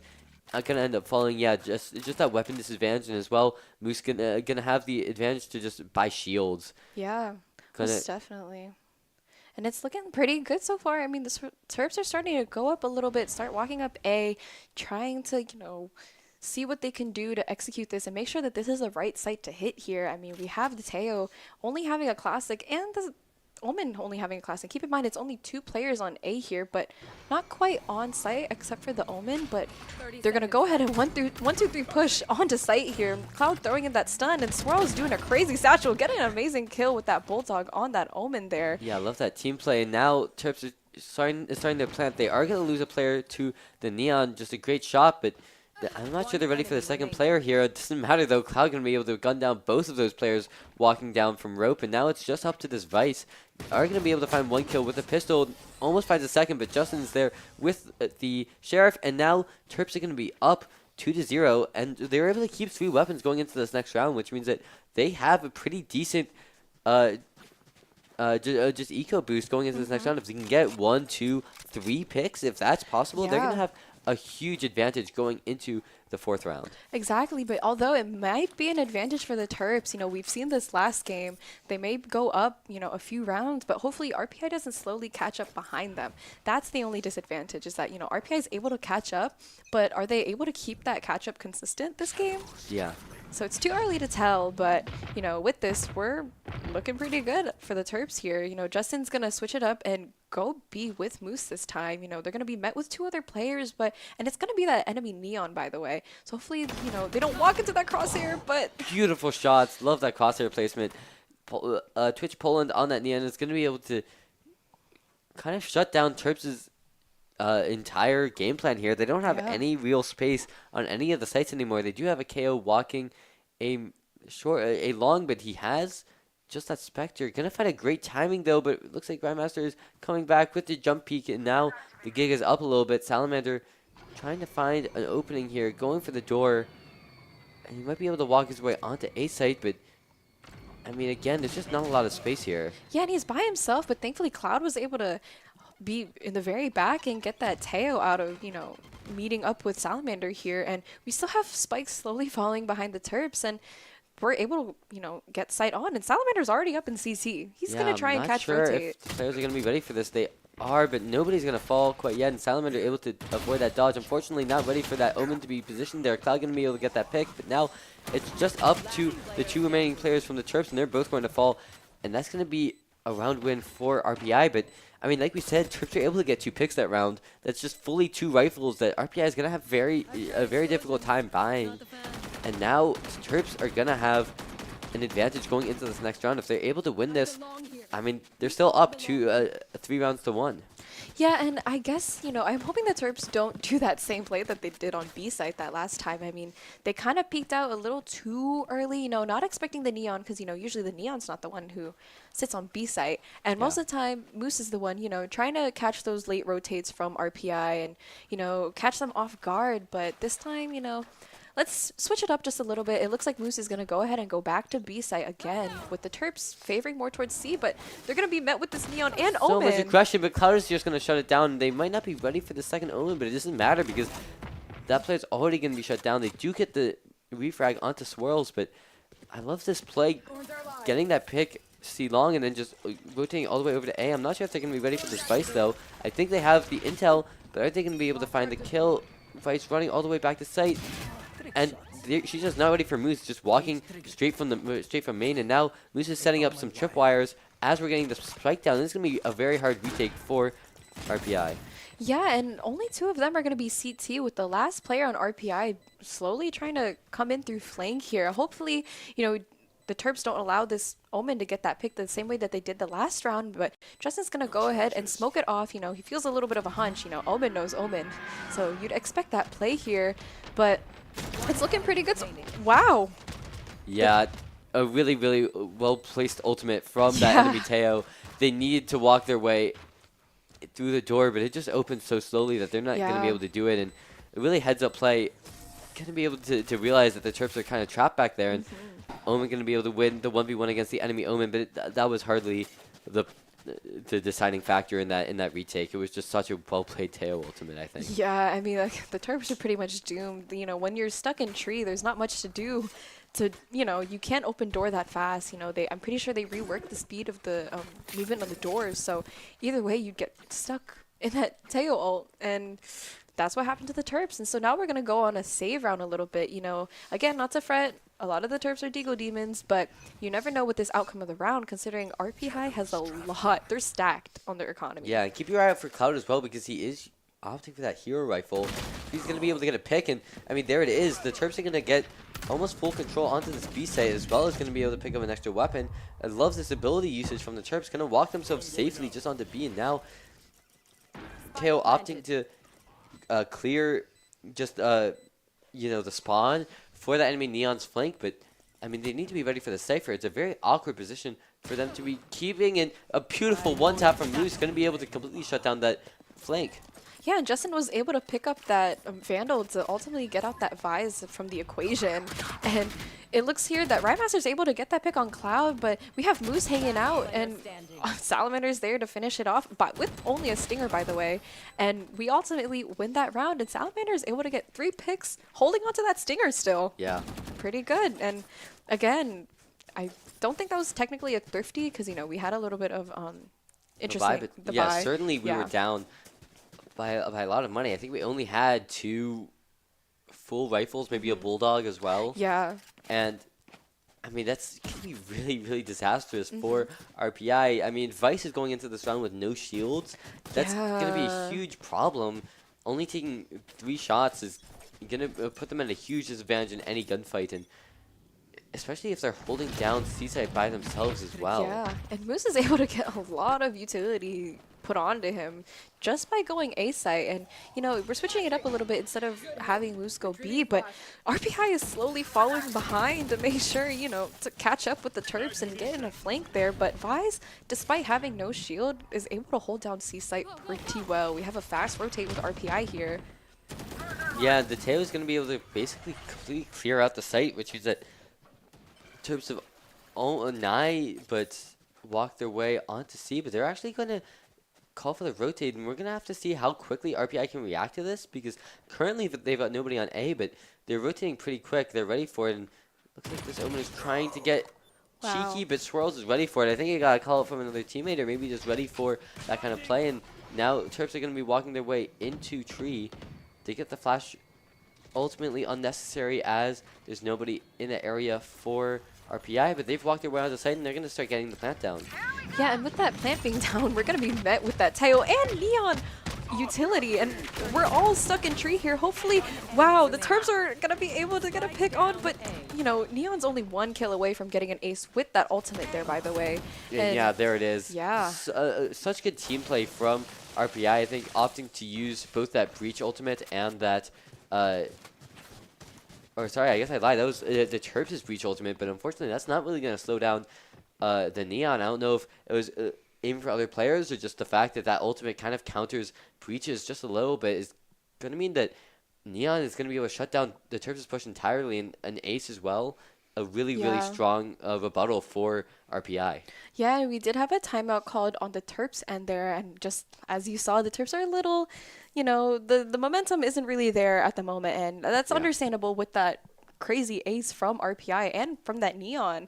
And clearly we can tell that on RPI's side that this is a duelist's comfort pick, and it's something that this duelist is able to, utilize well against the Terps. And I don't know. What can the Terps do differently?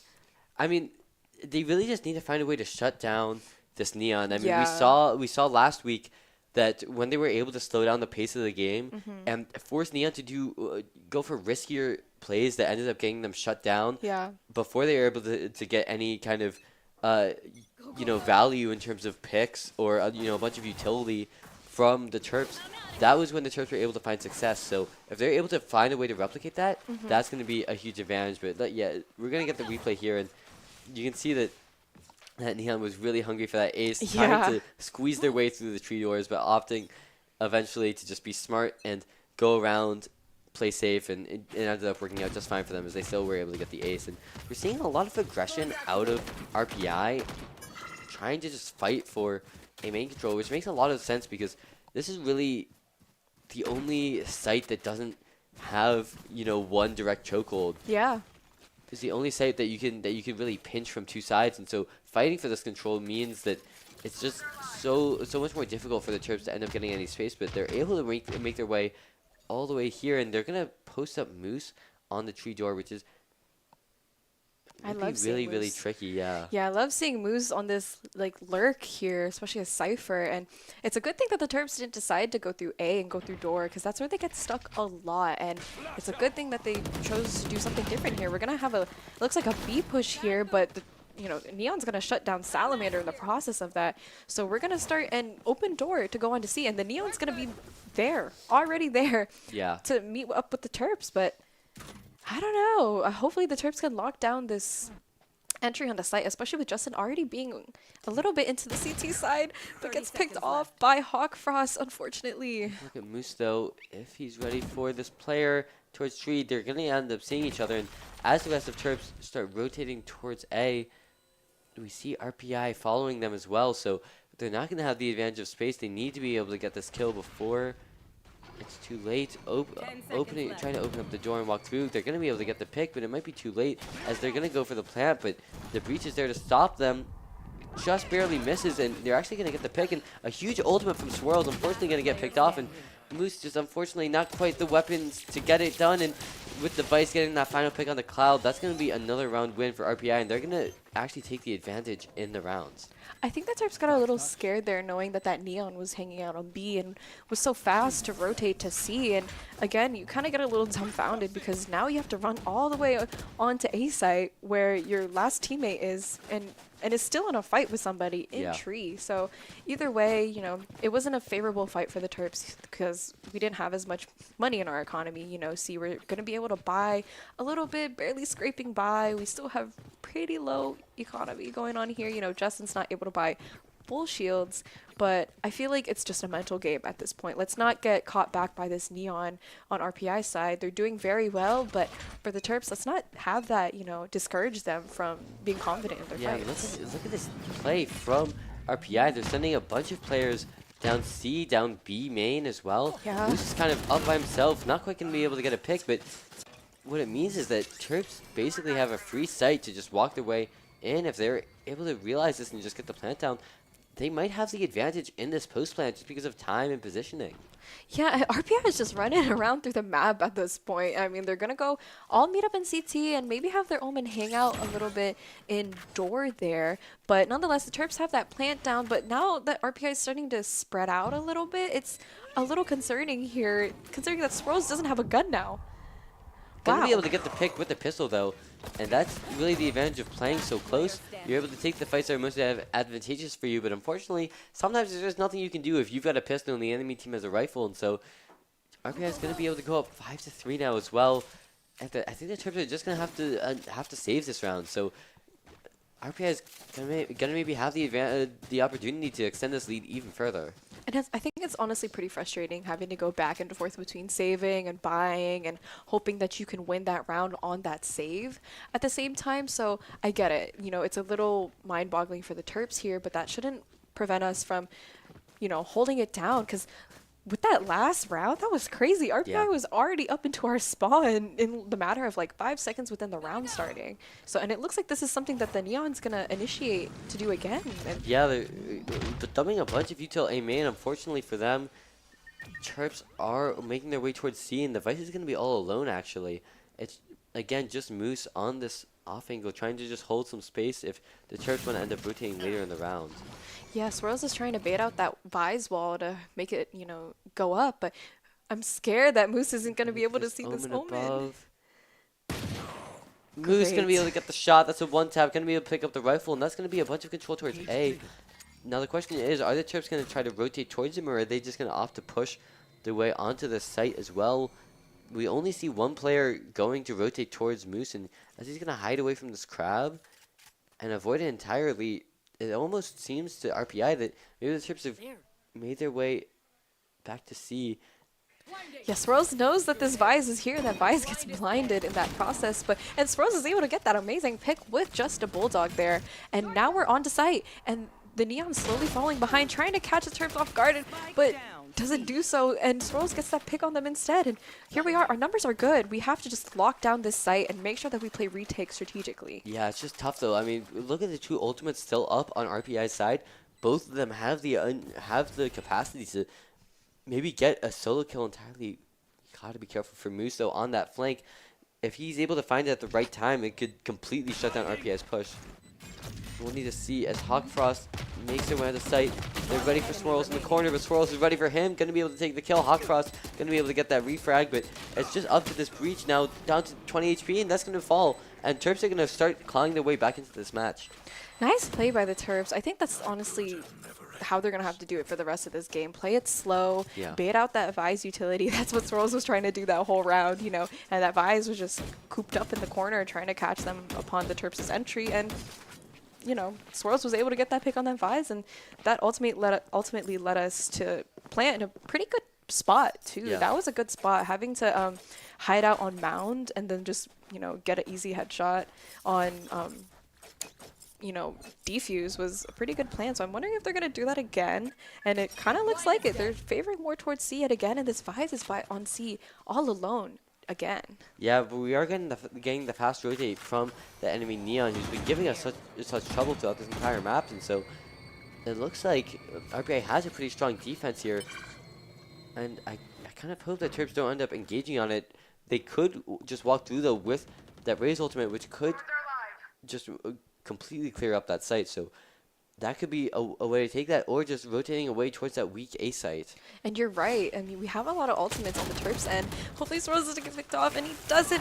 Cloud does get picked off in the trade there, but now that they know this Neon is here, and it's not looking so good, and Moose gets picked off in the process as well. And Terps opting to just maybe back up. I think they're just trying to bait that Neon to try to walk away, but he's gonna hold strong, and now the Terps are going to engage back onto him.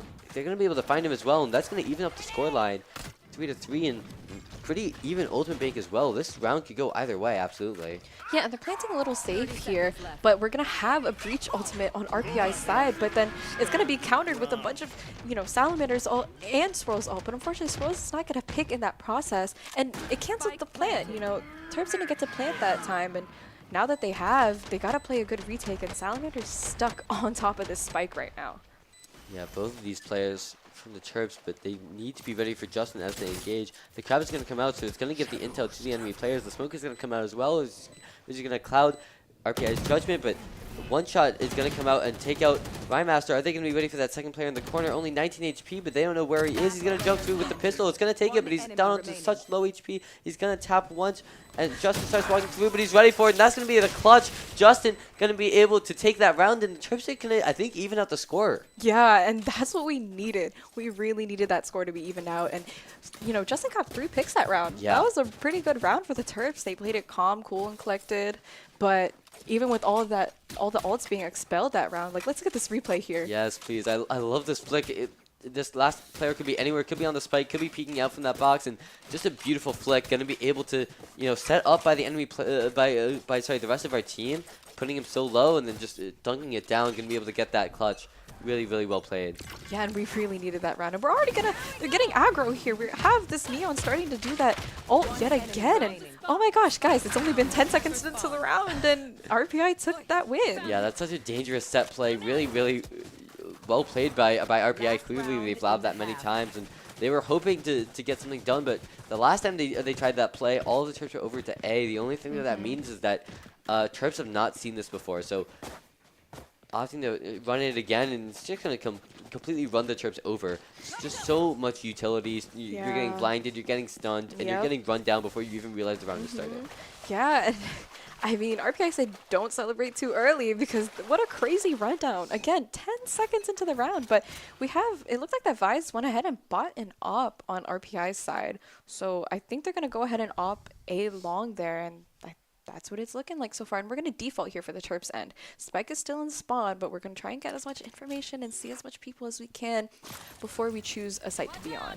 The Crab is going to come out and stun a couple of players, but the stuns are going to come out from RPI as well, so nothing is really gained or lost. The only thing that the Terps know is that there are many, many players on the C side. They can either opt to fight it, and a beautiful shot from Salamander just deciding, why not, and going to be able to get that kill onto RPI, one of RPI's most important players, and now the Terps have almost free reign. We can see that there's the Cypher over by A, who's made his way all the way almost onto site. It's just him versus this Vice. And it is just putting so much pressure on RPI. They can rotate or they can keep holding on to the site. But we see the Breach ultimate coming out. It's not going to stun this Omen, who's able to dodge the other ability as well. But he's not ready for Swirls to already be on site. And now RPI basically has full control of the site, even working their way into spawn with the rifles as well. Up 3 players to 5. This is a huge round for them. Justin going to be able to pick Vice in their spawn. And it's going pretty good right now. I mean, we have control of the site, and we have 2 to 5 on our numbers at the moment. Swirls is going crazy, getting another pick, and Salamander finishing it off onto that Teo there. Yeah, that was just such a good round from the Terps. It started with that random shot onto that Neon through the smoke, but the Terps did not let up after that. And going to be able to go 6-6 into the second half. That's what we saw last round.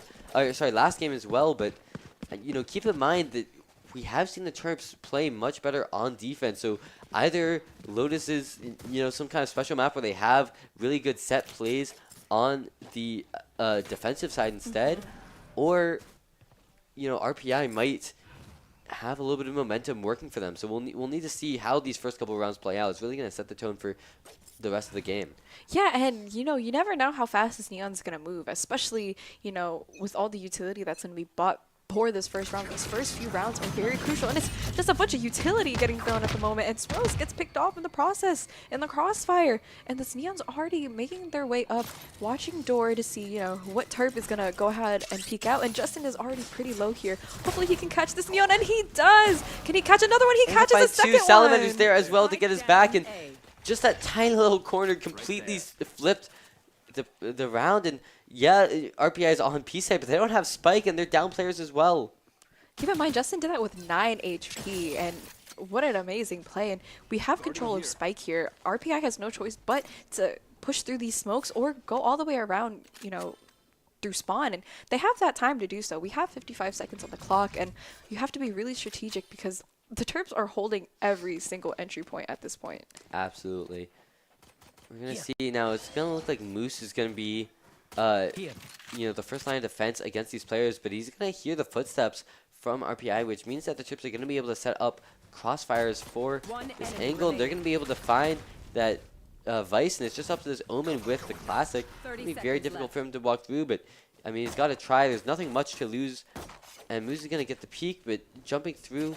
Now, just utilizing these smokes as well as the Classic's ability to play up close and personal, but Moose is going to be able to find it. And it looks like the Terps are going to be able to take this first round.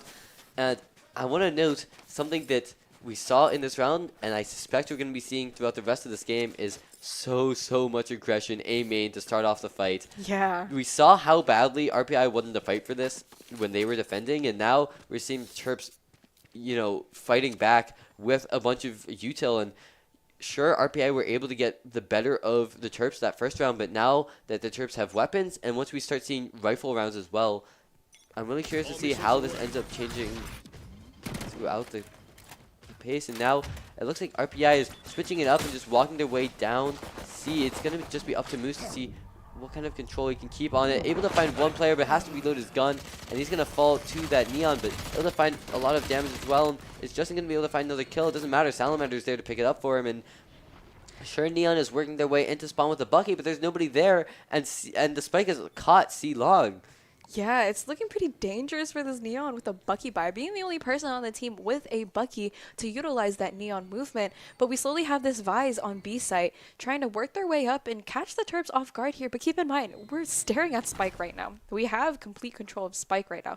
We just really have to watch our corners and make sure that this Neon doesn't pull anything cheeky around these corners with that Bucky, because a Bucky is very powerful, especially during this buy, and it's very tense here. We have a lot of time for, you know, RPI to go ahead and 1, 2, 3 push to get that spike, but we have guns. Yeah, I think Neon is hoping that, you know, the Terps are trying to fight for a little bit more space, but Terps are just playing so disciplined, not pushing for any more space, just taking, keeping the space that they have because they have the spike. And I don't think RPI has any way to get the spike safely. They need to cross into Terps' line of sight. And now the Boombot is coming in. It's going to give intel for the Terps. They know where this player is. They know he has a Bucky. He's going to have to swing, but I mean, he's just got a pistol, and it's not going to be enough. So the Terps are going to be able to go up 6-8. And they're showing really strong counter strats to what RPI has for them so far. And that doesn't stop this Neon from going ahead and forcing themselves to buy a Vandal even after buying a Bucky that round. And, you know, again, it might be a little bit of a disadvantage because the Terps do have to bonus off of having to, you know, off of winning that, you know, first few pistol rounds. But, you know, hopefully that doesn't stop us from winning this round, because we're 6-8 right now. We're at a pretty good pace and leaderboard's looking pretty good, but obviously you can tell that Neon is just going crazy on RPI side with 18 kills on that leaderboard. Yeah, I love this call from the Terps, leaving nobody towards A. All 5 players on that B side means that they're able to just fast rotate and react to whatever the Terps have to go for. And they're going to open up that door with the stun and the flash. And they're actually going to be able to find 2 players, even with their weaker guns. Swirl's able to find a third. And now, though the door closes on the Terps, I mean, they've already got the advantage for this round. They just need to find this Neon who's completely stuck without the rest of the team. And I'm not sure if he knows that this Cypher is there on site with him, and the rest of the players basically just need to walk through the main site. Unfortunately, looks like the Neon is going to be able to walk out, but they still need to find 2 players here, and they're not going to be able to find one. Swirls with the 4K for that round, and the Terps are going to be up 6-9. They were able to win their save round, and their economy is through the roof at this point. Exactly, and Swirl's popping off with that 4K. Let's talk about it. That was crazy. I mean, that Neon was kind of just constricted a little bit, the same way they were constricted even with a Bucky on that last round. But this Neon had a gun, but ultimately I think that they were trying to bank on the Vise during flank. That way, you know, get, you know, eyes on the Vise during flank, and then the Neon swinging behind to flank. Flank against the Terps, and it just didn't work out in their favor. And I just think they were expecting the Terps to fight for, you know, a main a little bit more, like we're seeing right now. But you know, they kept a main control only that first round. They've been basically giving it up since, and RPI is just not quite ready for that. Yeah, the Terps are already taking, you know, as much space as they can to make sure that the RPI doesn't go ahead and go into these sites and, you know, prevents them from getting in, but they're going to favor more towards C here. And a little bit of action on B door here as Salamander is holding on to B site with Justin and Clouds here, but Moose all alone on C site, but that's fine because Moose can hold down a site.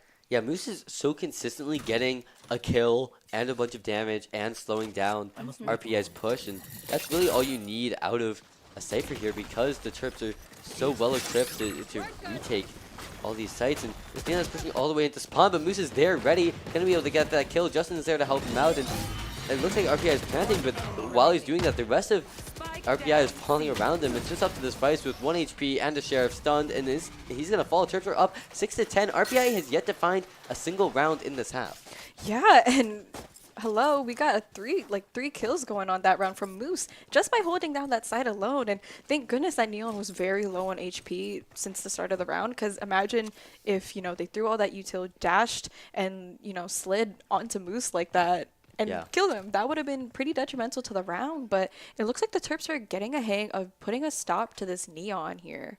So I'm hoping that they can keep this up for the next few rounds. And our ults are looking pretty good as well. We have Cypher, Raze, and Omen's ults going on. And of course, we're going to go ahead and start throwing in all that utility here onto, you know, A site, preventing the RPI from pushing in a little bit. But they're going to back up and play this strategically and play slow. Yeah, Terps with their set play on, you know, holding down this A site is going to work out just very well on the Crab. I'm not sure how much info is able to get. I don't know if they know that RPI is ready to engage just onto a main here. very quickly, but Swirls has that ultimate, which could be, I mean, that could completely shut down the entirety of RPI's push here. Yeah, but Vice also has their ultimate, which could take out all of the Terps' guns here. But, you know, Swirls is going to go ahead and try and throw in that ult. Doesn't quite catch anybody, but that just lets RPI know, let's get out of here. Let's not stay here for longer. Let's start working on a different site, which is what they're going to exactly do. Justin is still hanging out on B site here, but we do have some Trips holding on. And unfortunately, Justin gets picked off in the process, and Neon's already in on B site. Yeah, Hawkfrost there, right behind him, means that the Terps are have lost almost all of their map control. They're able to find that Omen, but I think it's a little bit too little, too late. As they're just fighting for every inch of space, and meanwhile the spike is going down on C. And that's the thing, this Neon's gonna get that kill, and he wants to take out Cloud, but hopefully Cloud puts an end to, you know, to this Neon's fiasco here. And unfortunately he doesn't, and this Neon goes away with 3 kills for this first round, or this first round that they've won for this, you know, for this half. And that doesn't stop the Terps, honestly. Yeah. That doesn't stop the Terps. We're pretty good now. We're 7-10, I believe. Yep. And nonetheless, that's how you know you have to get that Neon out the first few rounds. That's very crucial. You saw how much space that Neon was taking up on B site alone, and it didn't, you know, it didn't work out for the Terps because of it. And I mean, take a look at this scoreboard. We see Neon with 22 kills. Second place is Hawkfrost on that team with only 9. I mean, we can see that RPI's game plan is just set up this this Neon for success and let her run over the Terps, and it worked pretty well on the attack side. It worked well last round, but you know, if the Terps are able to figure something else out in terms of, you know, what to do after they get this A main control, you know, RPI is just relying so heavily on this Neon for just any kind of map control. Yeah, and that's the thing. I think that's what they lack, is that they need that teamwork that the Terps have. And, you know, even though it may not work out for every round, the Terps still have, you know, a lot of commitment with one another to make sure that they're able to get their kills and spot one another. But as RPI is starting to slowly push up onto site, we only have 2 of the Terps hanging on to A site, and that's not even going to be on site. That's going to be through CT, and it's going to get them to be pushed back as this Teo throws in that ult, putting Cloud at a little bit of a disadvantage here, but that's fine because he can always send in that stun in through A site, and he does so, but we're still planting on the RPI side. Yeah, a pick from that enemy Teo is gonna find Salamander, but unfortunately Squirrels and Justin are there to get the refrag, and now Terps are up on this retake. RPI isn't gonna be able to get out the refrag, but they're still fighting against that ultimate. Unfortunately, Squirrels is there with the pick, gonna be able to get 3 for the round. It's just up to the Spice, trapped in the corner. It looks like they get Squirrels by mistake, but Moose is gonna be there. Seems like a get to out Mr. President situation, and you know, the President is there to pick up that last kill. Moose gonna be able to shut down that round, and Terps are back in the driver's seat here, 11 to 7. I'm hoping, I'm wondering how Swirl's back is feeling. I mean, he's carrying the team at the moment. 4 kills that round, and if you take a look at the leaderboard later on, he's pretty high up there, 20-something kills on the leaderboard. Like, look at that. Let's take a quick look at his stats again. Keep in mind, an ACS of 220, an ADR of 143, and a KD of 1.09, and he's doing amazing. And it's not even just him being on Neon, and it's him on any kind of duelist. Let's take a look. 21 and 13 kills, by the way. Doing crazy this game, with the Terps being 7-11. And it's looking good so far. We see how RPI is gonna opt to take this round. It looks like they're just gonna push towards B side, and I mean, I think that's tough because you know, that is the Terps' stack site, and on top of that, it's pretty hard to get space onto B side unless you're pushing all the way into spawn. But Swirl's able to just barely get to safety here, but Neon is not going to let that happen. Yeah, trying to get that kill, trying so hard for it. Finally, he's going to get it, but Salamander's there to shut it down. Unfortunately, Omen is there with Poland's back, and he's going to be able to get both of those kills now. Justin just barely whiffing those shots and not going to be able to get a kill, and it's just now up to Moose. Shut out by this Vice as well. He's going to start walking, but our RPA has to be aware of this timing here. But clearly they aren't, as Moose gets 2 picks, but unfortunately the Omen finishes it off, getting 3 kills that round and winning that round for RPI. And we still have a lot of leeway for the Terps here. I mean, that's only, what, 8-11 now. RPI is still falling behind just a little bit, but let's not let them catch up too much. I mean, their economy is still a little low, but as is the Terps. I mean, look at the Terps. Not not too much of a good loadout that they have going on Yeah, here. unfortunately for the Terps, I think even if they're able to win this round, RPI should have enough money to buy, and at that point, Yeah. they don't have the opportunity to lose anymore anyway, so they should have enough economy to keep them through this game. They just need to keep on winning, whereas the Terps have that opportunity to lose their economy. Yeah, and Moose was quick to take away that chip to make sure it didn't get destroyed by that Teo util there. But RPI is split up again, doing a little bit of a default. It's a little more, there's more players towards C, but they're going to start and back up a little bit and reconvene. And it's going to look like a B push in a way as Swirls is holding down A site. And, RPI is playing it slow. It looks like they're playing it slow this time. Yeah, they are still opting for that B hit, which is... Yeah.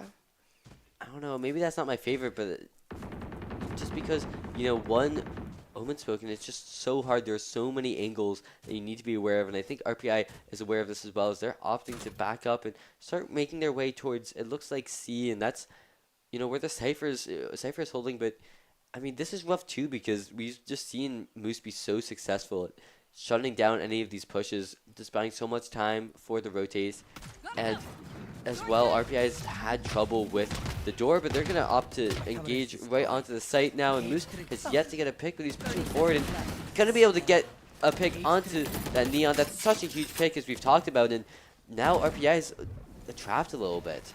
Yeah, and I kind of wish Swirls kind of committed that flank for, RPI, but it's better safe than sorry. We still have all the Terps, and keep in mind, RPI hasn't planted yet as they're rushing to plant, and, RPI's breach is going to go ahead and throw in that ult and get as much damage as they can, and our numbers are dwindling here on the Terps, and we're pretty even. We're 3-3 as Salamander takes out the Vise here. Cloud is slowly approaching the spike, but is met with 2 of RPI, and it's all up to Cloud here to defuse and kill both of RPI's players here. Yeah, great stun from that enemy breach. Going to be able to take Cloud out of commission for the next couple rounds, and there is a wall here as soon as Cloud takes a step forward, and he's going to be able to take out the enemy breach, but it's just up to this enemy Teo now. He has his ultimate as well. He just needs to play time. Going to be able to tap, but yeah, there's the ultimate coming out, and there's just no time for Cloud to defuse, unfortunately. And, honestly, that's okay, because we still have leeway. And going to be able to get the kill. Yeah. But, yeah, too little, too late as the Terps are going to fall. I am curious now, though, as RPI are able to get this round win, it means that they're not going to get any losing round cash. Are they going to have the money to buy it? Looks like their economy is doing just fine, though. So yeah, but again, not to fret, the Terps are Digo Demons yet again, as I said, for maybe like 3 or 4 times this stream. But, let's not be a little too cocky here, considering, this is still losable from the Terps. 9-11 is, pretty close. And if RPI decides to win this round, making it at 10-11, it's going to be a back and forth game. yeah, here's the question now. How good is RPI's memory? Because the last time Terps were on a save round, they opted for this door play as well, and they're going to run it again, but it looks like RPI is on top of it, just able to get the 1 tap, which means that, RPI are going to be at just a player disadvantage. They recognize that the Terps probably have a weak A side if they're going for this save round strat again, but I mean, there's already down players. They're going to be able to get the spike down, it looks like, but the Terps are already here, ready to engage, and I'm not sure if RPI is necessarily ready for this. Wow, oh, crazy knife on Squirrels towards that enemy Neon. I feel like the Terps really needed that, but keep in mind, we're still 3-2 right now at the moment, and our guns aren't the best. We only it's all up to Moose at this point to make sure, winning that retake on A, by the way, is a little, I guess you could say, a little hard to do, especially considering that Teo has an ultimate going, and their health are pretty good, but not to fret, because Moose also has his ultimate. So I'm wondering how he's going to decide to play this out, not knowing that both of the players are in tree, and that could be deadly for RPI here, as he's going to slowly peak, but they're kind of holding a high and low here for RPI, and I'm nervous for Moose here. Able to find one, not quite ready for the second one. That's wow. So unlucky. He just wasn't ready for such a great setup for RPI, and you can see he's kicking himself a little bit. He really wasn't that. And a timeout coming out from NJV, gonna stop the Terps and just gives them a second to breathe, because yeah, they're up rounds, but this is the most important round right now, because if they win this round, they're going to be up 12-10. They just need one more round to close out the series. If they lose this round, they're going to be broke. Yeah. Which means that more than likely, sorry, the enemy team is going to be able to put themselves onto match point before the Exactly. Terps, and that either means an overtime brawl, or that means that we're going to a map 3. And at this point, the Terps are got to start feeling a little bit exhausted. It's getting pretty late into the night, and they've been playing for an hour and a half at this point. So yeah. yeah. And that momentum's starting to get to them, and it's slowly dwindling. We saw Moose kick himself just a little bit there, but nonetheless, he still got a kill from that high and low angle that RPI was holding, and which was a pretty good play from RPI, and I will have to applaud it. But again, this is crucial. This is very important for the Terps to get through. And, I'm not sure how I feel about a back and forth overtime round. At that point, I feel like the Terps are going to have to go on to that third map and redeem themselves because of it. Maybe they're tired of the map. Yeah. When you're on that map for so long, you start to lose it just a little bit, but either way, with this economy, we got to make sure that the Terps are able to secure this. And we have Moose still on A side. And we're going to have Swirls go ahead and throw in an ult, but unfortunately misses it while getting stunned by that enemy Neon. And RPI is just cuddled up here a little bit on C. Yeah, I mean, they're not able to find any space, but unfortunately that Omen is going to be able to get a kill, and that Neon is there as well to take all that space. And I mean, look at this positioning. Unfortunately, not ready for Moose, which means that Terps are gonna start having intel as well, which is gonna be a huge pickup, even maybe more than that second kill. But I mean, they still need to put their way onto site, and as the spike is going down, we just saw them try to retake the site, and it did not go well for them. Yeah, and look at them. They're all hanging out in tree here, and some starting to flank out from opening door. And I'm hoping that they don't catch Swirls in that moment. And with this tail crab, thankfully Swirls is able to kill it, but RPI is pretty spread out at the moment. It's not looking He's so still good. Moose, and unfortunately, Swirls is gonna swing out and try to get a kill, but is gonna end up getting his teammate killed. But it's still a 2v2. RPI has that ultimate though, and that's just gonna be a huge problem for the Terps to have to try to overcome. We see that door coming open, but we got the half, and I don't think there's anybody nearby enough to stop it, and Terps are gonna be able to take it. Amazing play by the Terps, and that's teamwork. Yeah. That was teamwork. They needed that teamwork. Thank goodness, they were able to hold it calm, collected, and Swirls was able to get that pick as Moose just finished it off with that defuse. I thought that the tail ult came out in time. I did not realize that they had already gotten it to half, and I don't think RPI knew it either.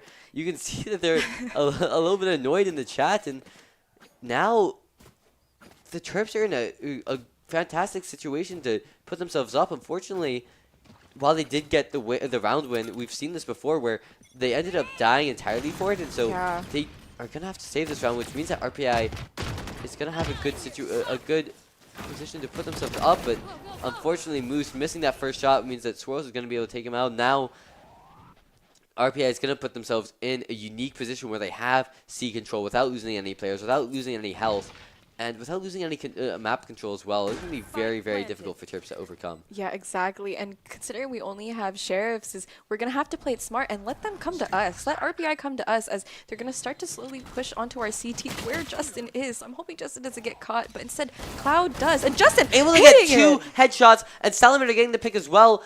This Neon is out of position, but able to group up with the other enemy team. And now it's Salamander with the Sheriff. Is he going to be able to get the pick? He's got the weapon, but he just needs to find the 2 players. They're playing for time so well. He goes for the tap, but there's still a player behind him, and I'm not sure he's aware of that. Going to be able to find him, and even though the Terps are going to be able to get so much damage, and they were just limited by the fact that they lost so many players on that defense from last round, only down to Sheriffs, and now it's 11-12. If Terps win this round, they're going to be able to take the map. They're going to be able to take the series. If they lose this round, we're going to go into an overtime that will determine the status of Game 3. Yeah, let's look at this replay on Justin here. Beautiful crazy, shots. Crazy. Again, Deagle Demons, Academy Terps here. But let's look at the scoreboard. Like, Swirls, I know his back hurts. 25 and 18. Are you serious? With Moose falling behind at 21? It's great teamwork from the Terps here, but we got to lock it in for this last round. Yeah, RPI opting for a C hit again, but as the Terps start fighting for it back, they're just going to give it up and start making their way over to maybe A. They have that Cypher holding A, and they haven't seen a Cypher set up on A before. This is how Cypher is most dangerous, surprising, but a huge ultimate is going to come out. It's going to shut down the Terps, and they're just going to be forced to back up. Are they aware of this Omen in the back? They are, but they're not ready for Cloud as well, and so they're going to have to stop their plant as they just work their way onto site and try to get the control that they were not able to get with that ultimate. Yeah, they've been trying to stick plant here, but we're going to go ahead and throw in an ult here from RPI's Breach, and our numbers aren't looking pretty good again. We're 4-2, but Moose is going to, you know, dwindle that number and make it 3-2.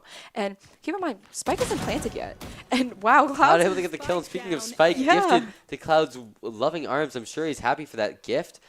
Is he going to be ready for this Omen? Unfortunately, yeah, that classic with the ult fire, but he's going to be able to catch out the other player, but he's just not ready for the swing out, and we're going into overtime as EXO on Vice is going to be able to get that last kill. And you can see, yeah, I mean, they just don't know where he is. There's just too many players. That was so close, but they fall right at the finish line.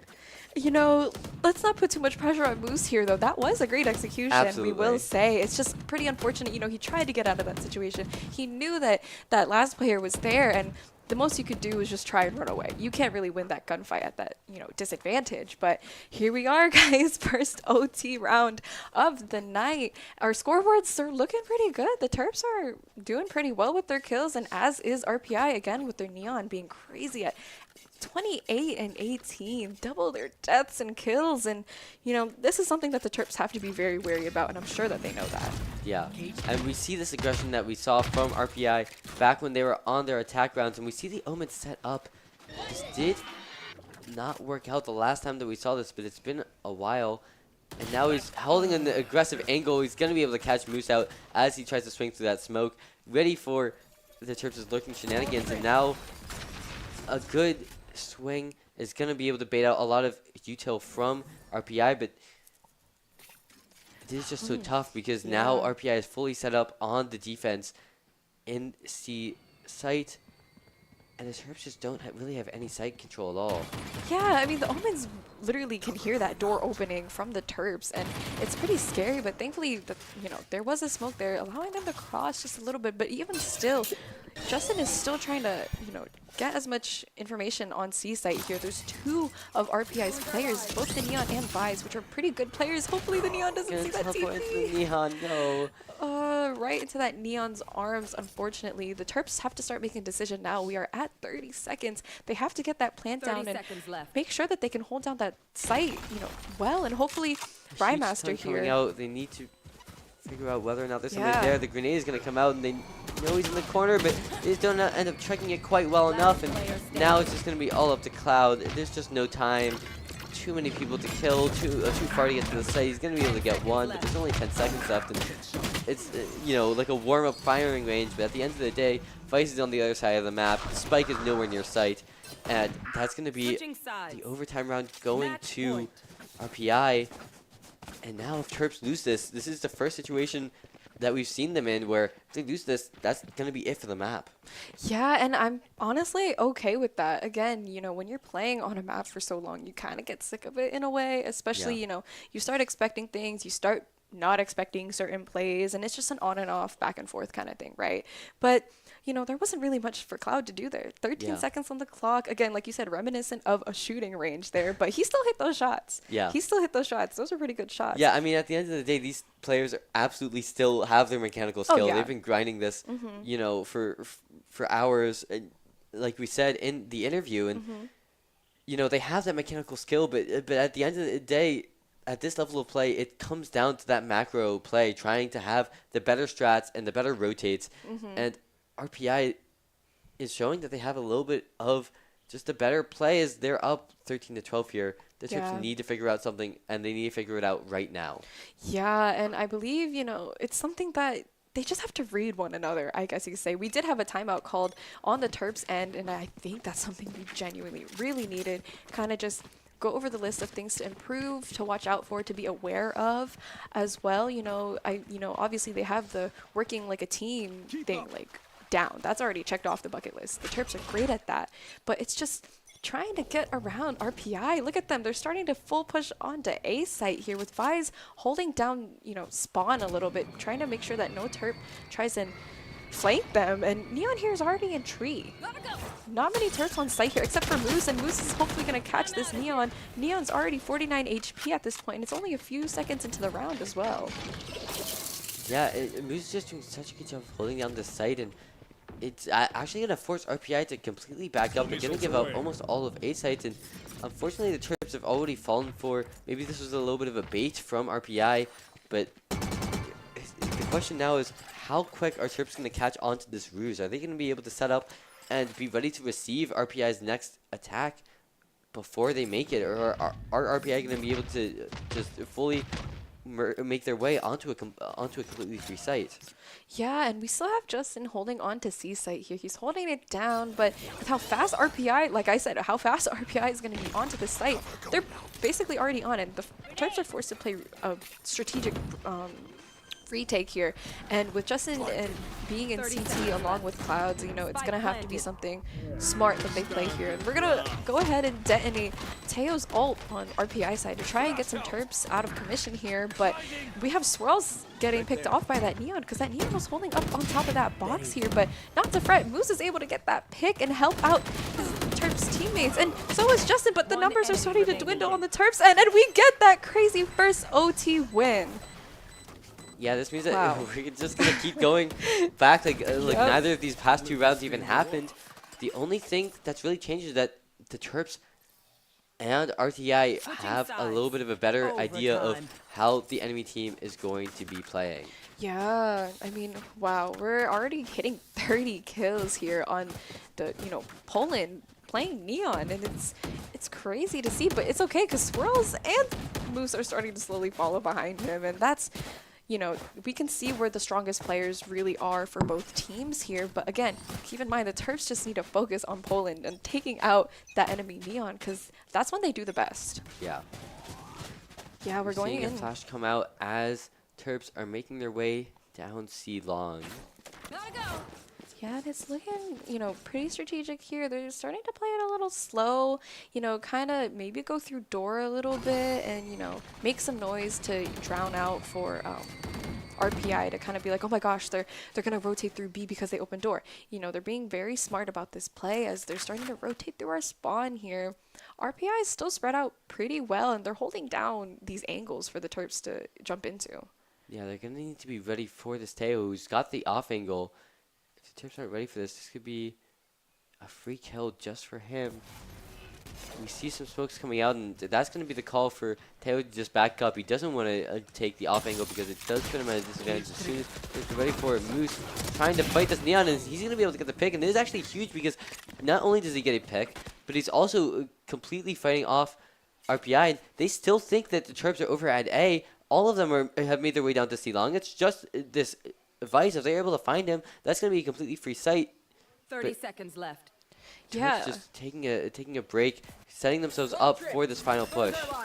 Yeah, and Moose is going to be met with that Vise. Beautiful shot. Wow.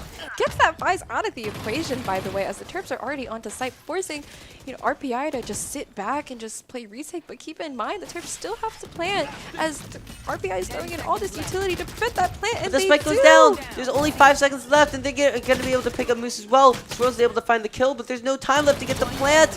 It's coming down, and the defenders are going to be able to take it just in the nick of time. Stolen from them. They decided to plant a little bit aggressively in order to have a good retake. I think that they just need the plant safely to guarantee the plant coming down. Yeah, most definitely. I think the Terps prioritize just, you know, for retake, for post plant, you know, hiding on mound, because we've seen that play before by the Terps. Yeah. You know, Salamander tried to plant in that little corner to get that advantage on mound, but little did he know that they had RPI hanging out in CT. Yeah. Yeah. I think Terps just need to say, like, hey, we're up, what, 3-5? Yeah. We're going to be able to win gunfights more than likely. What matters now is just getting the spike down, because the only advantage RPI had at that moment was the time limit. Exactly. And they're able to just play for that win condition so well.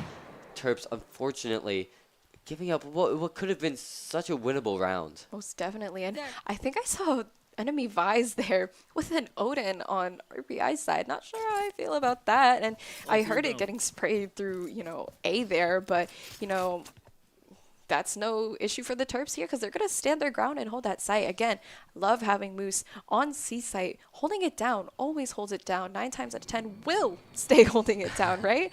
But RPI is going to be a little strategic here. They want to go C. This is what they've been doing a lot is, trusting C a little bit. But if it's not C, it's going to be A. The same way, Swirls is trying to jump peek them just a little bit. And that Vi's holding that big Odin and is ready to spray through any utility that comes towards them. Yeah, Booba is going to get some intel that there's one player here, but that can mean anything. But the Crab now, as well as coming out with the Breach utility as well, the Omen. Terps are fully aware that RPI is pushing onto the side, and they're trying to rotate their way to have the retake available, but they have yet to find a kill. And RPI is actually going to make their way completely onto B. A complete switch up, but a beautiful shot from Moose is going to put Twitch Poland out of position. That's been the biggest thorn in the Terps' side, but EXO with that Odin is going to be able to find 2, and now it looks like the Terps are going to have difficulty coming out. It's going to just be Swirls, and the attackers are going to win, and RPI is going to take this round from the clutches of Terps Esports, and we're going to be going to map 3. Yeah, and it's looking like it's going to, map 3, you really got to take it home. Yeah. Depending who wins is going to take home tonight's series, and that's a lot of pressure on the Terps and both on RPI as well. So we got to make sure this momentum is kept up because, if we were able to keep that momentum for overtime, we can keep it up for a third map. Yeah. So we're going to see what Terps Esports are going to end up doing into this round. They need to talk to coach about, what we need to do to take this map home, because this map is going to decide whether or not Terps Esports stay in this tournament. So we'll see what they have planned, but first, we're going to hop into a quick commercial break. We'll see you right after this. You are not going to want to miss this final match.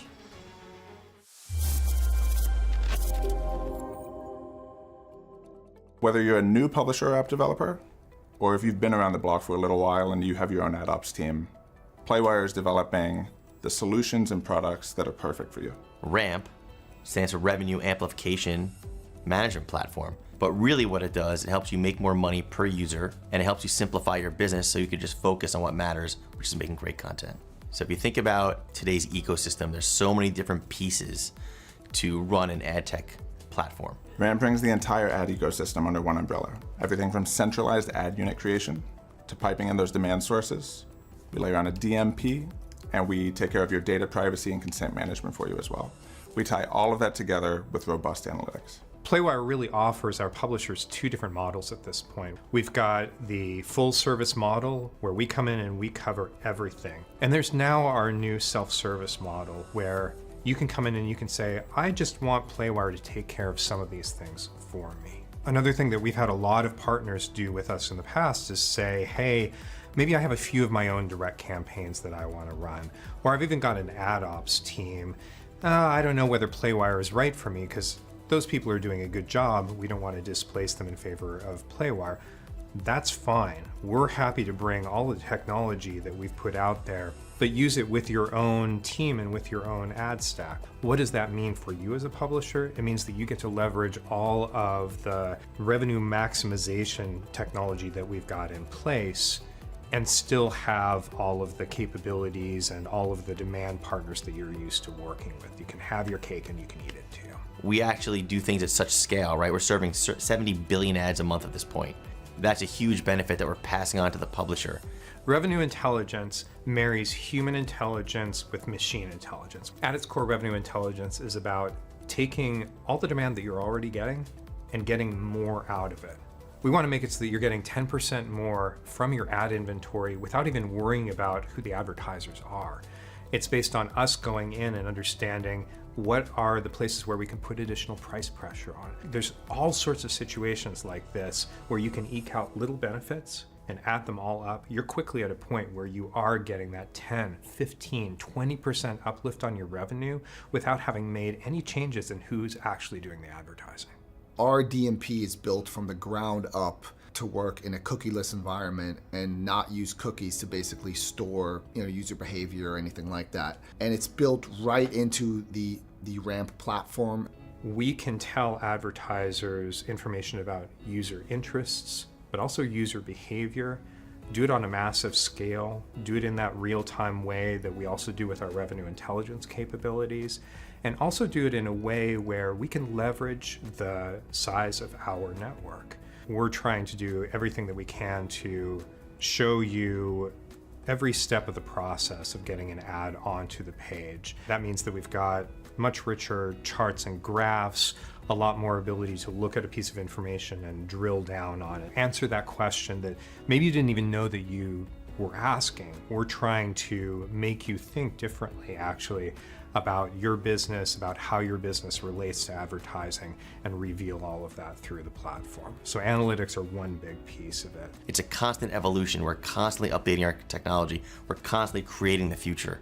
It's a real challenge for publishers these days to navigate advertising technology. It seems like every 6 months there's some new challenge. And at Playwire, we make sure that we take all of that pain away from our publishers so they can focus on their core business of publishing. Terp Adventures. Take flight at Stamp. Host to countless Maryland events, programs, performances, and more. Feed your body. Feed your mind. Feed your soul. Let your talents soar. Dance. Sing, perform, find your thing. Join more than 800 student organizations and clubs.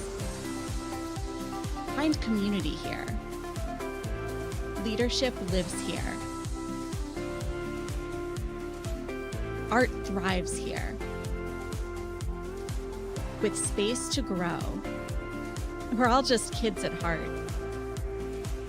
Let your imagination fly. Compete, play, with wings on our feet.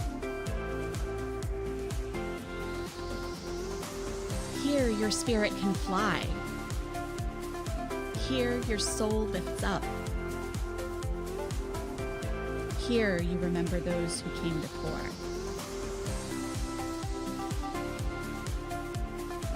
This is STAM. This is the center for campus life, where Terp adventures take flight. You belong here. Come fly with us.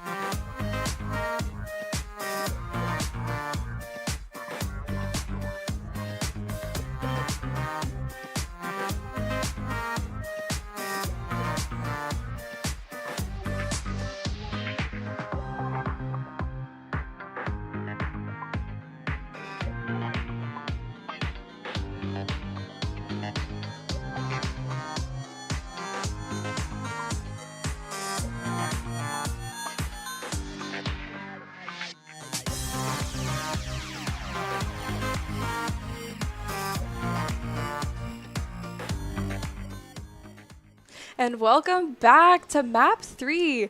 I mean, I'm terrified right now. We currently are at 1-1 against RPI at the moment. Yeah, First round being in our favor. This is the closest we've come to elimination. Yeah. This is we're on one game away from being eliminated, but we have the advantage of split. We did so well last week on this map last time.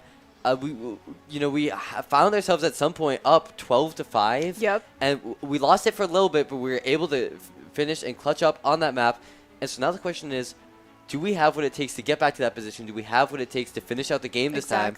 Or is RPI going to be able to have something that our opponents last week just didn't have? I don't know. I think we're still going to get the same picks we did last time on Split.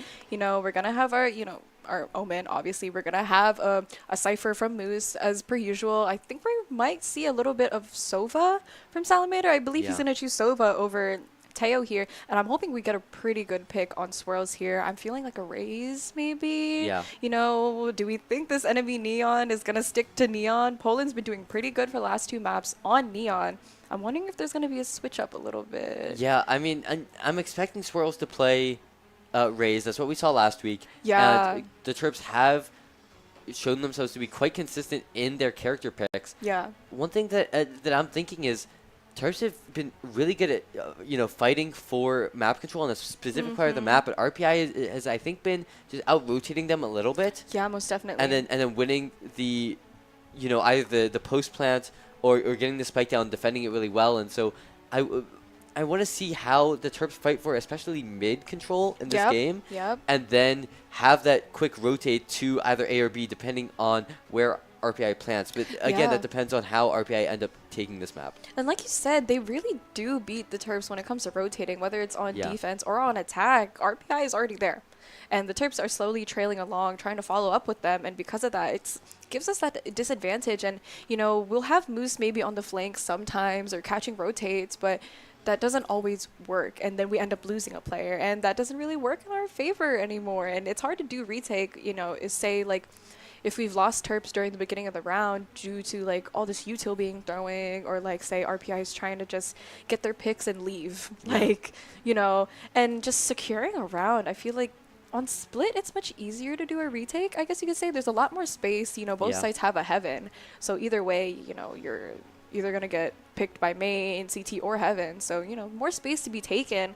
But what about entry? Like, do we think there's going to be a fast entry at all? Yeah, I think RPI has been doing a really good job of having these drilled hard entries that the Terps have been having difficulty holding off. I mean, we've seen Moose on that Cypher doing a really good job of holding off the attacks, but then, if either Moose has, a little bit of difficulty, gets called out, or if they just end up pushing the opposite side of Moose, they've been doing a really good job of holding on to that space. Exactly. And I think, that's something that they have to be consistent with. What I've been noticing a little bit for the Terps is that even though they try to keep it consistent, or try to keep some sort of consistency, RPI just runs it over like nothing. And it confuses the Terps just a little bit. You got to think quick of your game plan, whether or not you should stay on that side, play for your life, use the utility and get as much information. There's a lot to think of it, think in the moment. And it's a mind game.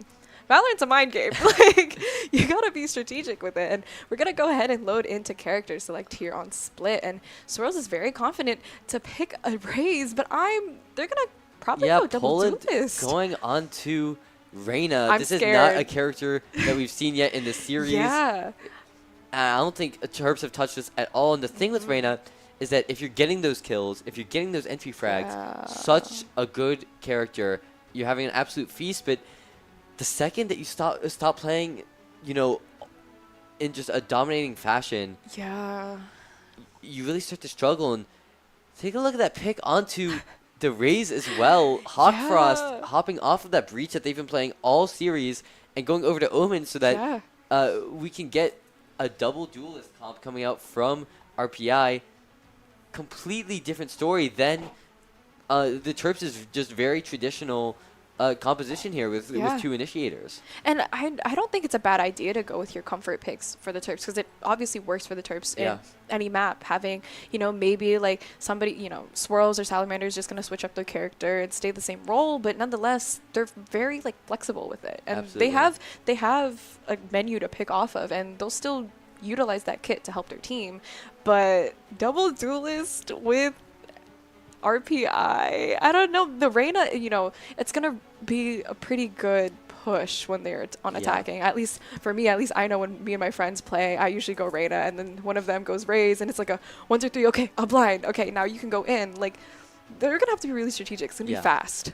I think the most important thing that RPI needs to do with this comp is, like you said earlier, take control of the heavens when they're planting the spike, because they have the ability to burst onto whatever part of the map that they want.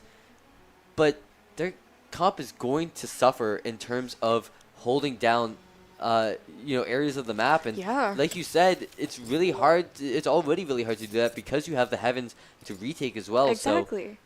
So we'll need to see here what the Terps are going to try on their beginning defense round while RPI are starting on attack. Yeah, our defense is looking pretty slow here with Justin getting tagged by that Cypher utility there. Or not Cypher utility, sorry, with some Teo utility here. And we're split. They're kind of defaulting a little bit from B, favoring more towards B, as RPI is going to start and go ahead and rush a little bit onto Heaven here, getting stuck a little bit in Mail.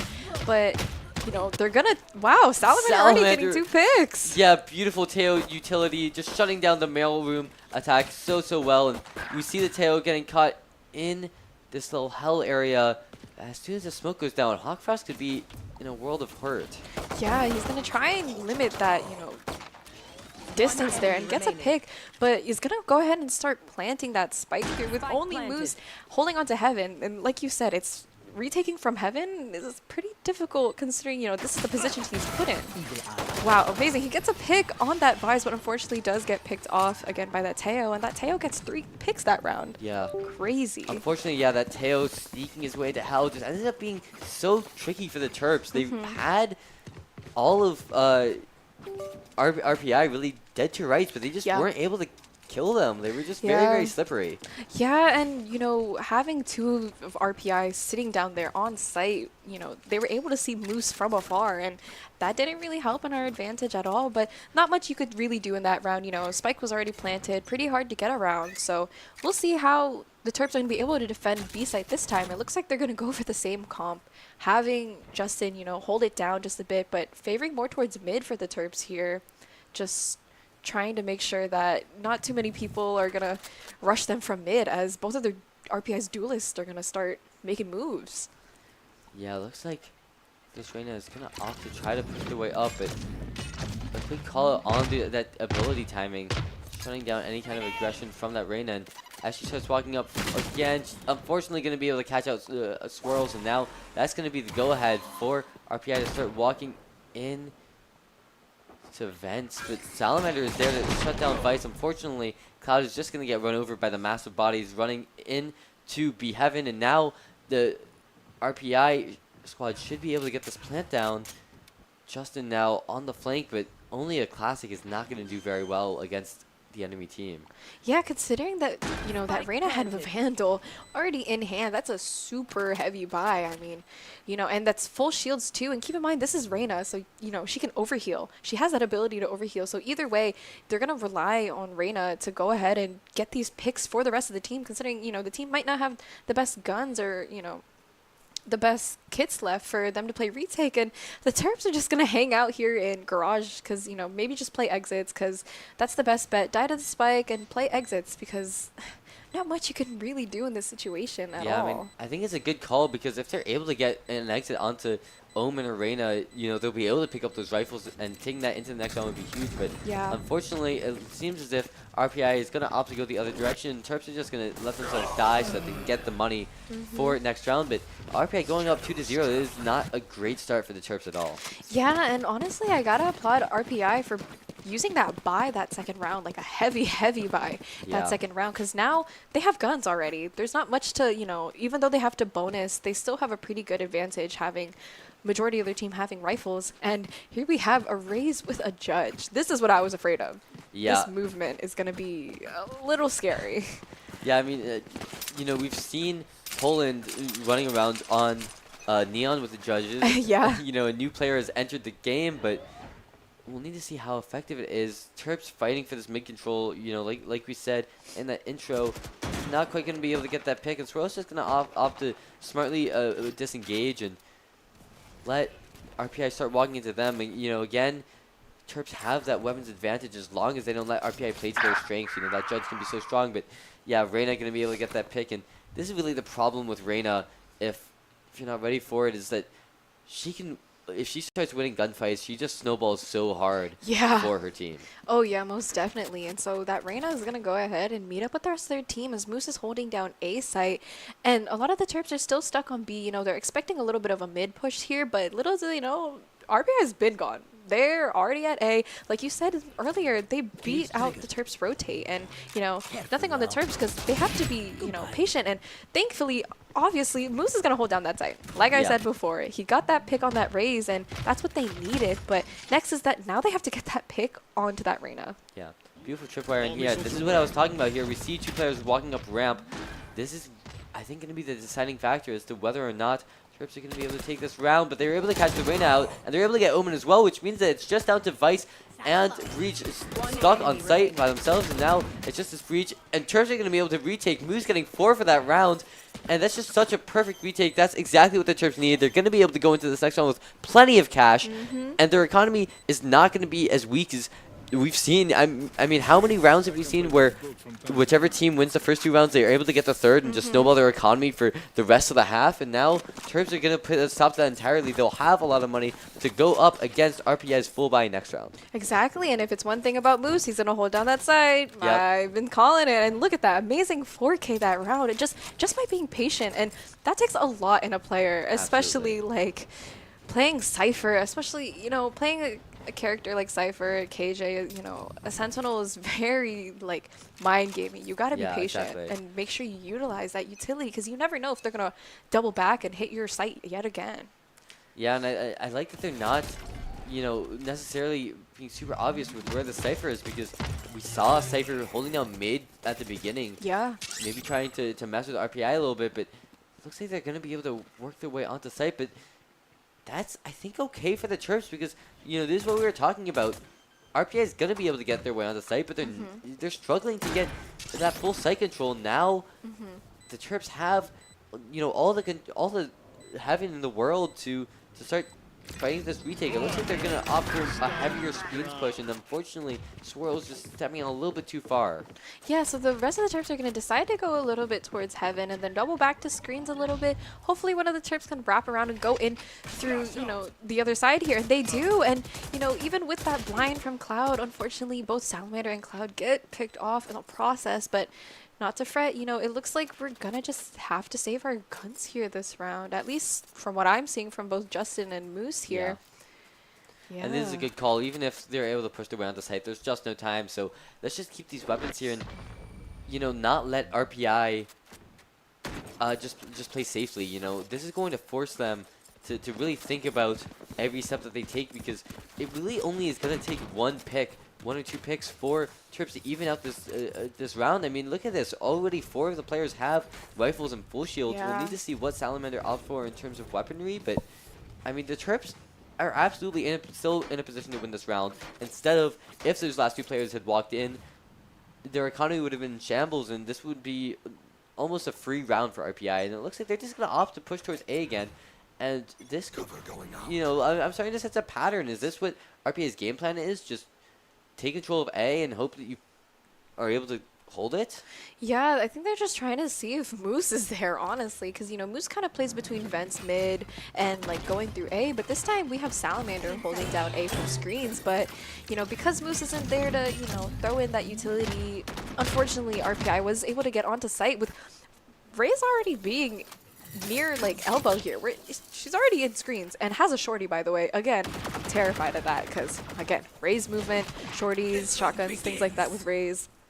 something you have to be very careful about playing against, you know, arrays here. And Swirls is going to try and get some picks here through that CT, but unfortunately gets picked off by that Vise here, you know, holding hands with this Omen, trying to make sure, you know, no Terp goes down through that, down through those stairs over there to get onto them. And Raze unfortunately picks off Moose and Salamander in the process while Cloud tries to get that Omen. Cloud is there, and now it's just all up to this tail on site. Are they going to be able to find him in time? He's down to 4 HP, just unable to find him. Is there enough time to get the defuse? I think there is.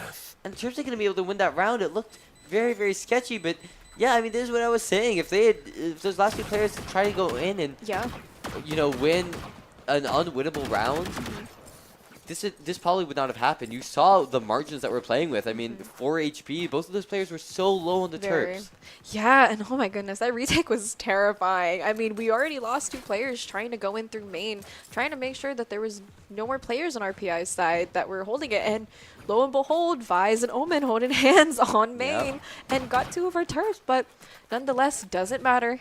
We're here now. We're already 2-3 against RPI here. I'm hoping we can get at least this round and do a little bit of a back and forth, because that's what's been happening with our games so far. Yeah, I mean, you know, look at the map again. It looks like RPI opting for pushing towards A. They send the Reyna towards mid, but I think that might just be just to put a little bit of pressure, as the Reyna is just going to regroup to A. And it ended up being a good call because Salamander is rotating over there. It's just up to Moose all alone on Cypher. And it seems like that's what RPI is going to opt to play for, is just pushing into A. They are going to try to see a beautiful shot from Moose, and he's going to be able to escape with his life at 6 HP. If he's able to get his ult down, that could be huge, but this Omen maybe thinking about pushing through the smoke. We'll need to see. Yeah, and now that they're starting to put in that plant down, they still know where Moose is. And Moose is 6 HP and a dream here. Still looking on his cam. And thankfully, Cloud is there to help him out and get that pick for Moose. And now he's able to detonate that ultimate. Keep in mind, we still need to get this Reyna out of heaven here. And wow, the Rhymaster here on Teo is going to get that pick on Salamander while Moose trades him off. And Vise is going to try and pick up through... Wait, we already have Swirls diffusing. I think this is just a dub. That's it. We won the round. Yeah, absolutely. there was fighting going on in heaven, but at the end of the day, this is what we were talking about. And a beautiful shot from Swirls, gonna be able to pull him down even after the round ended. This is what we predicted. Yeah. RPI is pushing, trying to get onto site, but they don't have any map control, No. and the Terps have just been able to strangle them when finally RPI tries to just send some people up heaven. Go do something. Yeah. It's not a coordinated push at all. They just have 2 random people, and as soon as the site falls, Terps are able to get the defuse for free. Exactly. Yeah, and you know that Reyna and Vise were kind of just occupied up there in heaven for that round. So thankfully, with all those smokes from Justin and that defuse from Swirls, we had it in the bag. Justin Wow.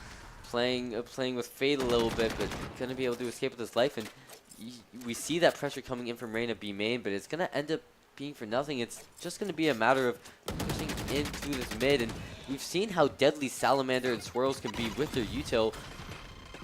Are RPI going to be able to engage through this? What's the game plan here? Yeah, of course we're gonna have Moose hanging out on on A site here, but RPI is pretty spread out. They're kind of just back and forth, with Teo having Spike going through sewers, gonna meet up with this Vise a little bit, and you know, he's walking with the Vise to, you know, have that teammate there, because it looks like they're gonna push in through heaven and through main, and I'm hoping that Moose is gonna be able to turn around. Position. He's not been playing here yet, so this could be completely unexpected for the Terps. But unfortunately, Rhymaster is gonna be able to see him and gonna put him down, and now RPI are gonna be able to get the plant down on A. But the difference is now they do have control of heaven, and I'm really glad to see this kind of adaptation, because it's gonna change how this game is played. Israel is going to be able to escape running for the hills and just barely able to make it, but there's so many players that they need to dislodge from heaven before they can even start thinking about the spike. Yeah, and Reyna being up heaven is going to give him the advantage to get those picks, and she ultimately does get those picks with the help of that raise there. And what a great duelist pick, to be honest, and a good, you know, team coordination from RPI, but the Terps were just locked down onto screens and heaven. No other way of getting out of it. And either way, RPI had their eyes on heaven, and there was really no way, because Teo ulted onto screens, forcing them to move out, and ultimately having us lose that round. And, you know, that's a lot that you know, having heaven control gives you a big advantage. And I like that play RPI did. Going through, you know, going through ropes on through main, it was a pretty good play. Yeah, we're seeing a different kind of play here. Several players walking towards A. Are they going to be ready for this firing line? They're going to be any second. And a beautiful shot, but unfortunately, going to get the collateral through the two players, working their way onto site and so low, but they're not quite ready for Cloud. But unfortunately, the classic, you can sometimes you hit those two shots and you just get those kills, but sometimes it just doesn't work out. And unfortunately, Terps are down 2-4 now. No weapons as well. Salamir are going to be able to get the kill with the Stinger up to rifles, and Moose is there too. And suddenly, this one is winnable, but unfortunately, just not ready for that. That raise up in heaven, and it's going to be all up to Moose here with just the Bulldog. Going to be able to get the kill. Raze wants that ace so bad. Pops the ultimate, but she doesn't know where Moose is. I assume she's just going to shoot the rocket randomly into this spot, but opting to play the mind games instead, and Moose is going to walk towards the spike and start defusing. Oh, He's going to stick at the half. Is he going to get off? He is, but he doesn't know where this Rin is. Gets the kill, but there's no time. I mean, it's okay because they both did pretty good that round. Raze getting 4 kills and Moose getting the 3. You know, they kind of just played ring around the rosy for a little bit, and it was kind of smart for that Raze to not just randomly throw the ult, because that kind of just gives away your position, especially when you're playing ring around the rosy like that. So either way, it was a very close round, and that's what I've been noticing for the Terps is that they get very close but don't hit the defuse. That's been an ongoing trend for these past few maps, and that just means they really have to stick with their retake and making sure that they win their gunfights against retake. Yeah. Yeah, I don't know. Let's see now. RPI just going for mid, and I think this is how they need to play this game. Is Raze going to pop the ultimate? I mean, there's so much potential here because of how stacked RPI is. Swirl's just going to back up, relaying the information to her team, but Swirls absolutely has the ability to pop that ultimate and get, you know, 1 or 2 kills, and like love that. He's able to find 2 in vents. Wow, and Cloud gets another one with his utility as well, picking out Raymaster. But now the Reyna has spikes since it was dropped in vents here. You know, vents isn't 100%, you know, safe. You know, we still have a Terp there. Justin able to get the flank onto Hawkfrost, and it's just this Reyna. But if there's any character you want to have in a 1v5 clutch, it's absolutely Reyna with her ultimate, with that overheal, with the ability to get out of dodge instantly. Swirls is going to go for the swing. Is he going to be able to find Reyna on the reload? Not quite. Finds 2, and now, you know, 1v3 is definitely more doable than 1v5. Pulling, making their way onto site, and here 30 seconds left. Yeah, Cloud's gonna go ahead and put in that stun to hopefully prevent that Reyna and get that Reyna stun to, you know, slow down the plant a little bit. But we're gonna have all the Terps cuddled up here in Garden just to, you know, see how this Reyna's gonna play. But this Reyna expects a CT, like a little bit of a flank here. But little does this Reyna know, all the Terps are in Garden, and if this Reyna peeks out at the worst moment, she can get a pick on them. But thankfully, Cloud finishes off the round, preventing that Reyna from getting a crazy ace for that round. Yeah, that was starting to get sketchy, because as soon as you get 1 kill, suddenly it's just 2 1v1s. And if there's one thing that this Reyna has been doing so consistently throughout this entire series, it's winning 1v1s. Yeah, and the kills. Yeah. Straight kills, and is very, you know, this Reyna's very confident with their, you know, with their fights, and they know that they're going to win the fights against whoever and no matter what situation. But wow, like, I really feel like with the Reyna ult in the middle of a round, it's very terrifying, because all you gotta do is kill, dismiss, and rinse and repeat. And thankfully, Cloud was able to put an end to that. Yeah, and we see yet again RPI just opting to push down mid. They still have the threat of Swirls with the ultimate. Can pop that whenever he wants. We see a bunch of smokes coming out. It's gonna give RPI the cover to walk through to vents, but here's the thing with this Boombot. If it catches them now, they're not going to have the opportunity to walk through, and a good Boombot clearing out mid, but it's not going to clear out vents at all. And I don't think They know how close RPI is. They're going to play high and low here, it kind of looks like. Or they're just going to hold hands here in heaven. And that's a good duo, Cloud and Swirls. But they're going to run into Reyna. And wow, Swirls is going to pick off Reyna even though the Reyna gets Cloud. But now RPI is forced to move into vents now. Now they know that heaven isn't a good place to be. They're going to go ahead and go in through vents, down through ropes. And hopefully maybe run into a Terp and the Terp can kill them, but Moose is starting to make his way slowly back up onto heaven and is hesitating on peeking and is just going to rely on his cam. For this flank again. This is not the first time that he's done it, but he's going to be able to get it again. And it looks like RPI going for a push onto A site, but Moose is there to shut down the Vice entirely. Moose going for another kill, going to be able to get it, and now it's just up to this Omen who's stunned and going to be able to be caught out by that Teo ability. And the Terps have brought it back 5-5.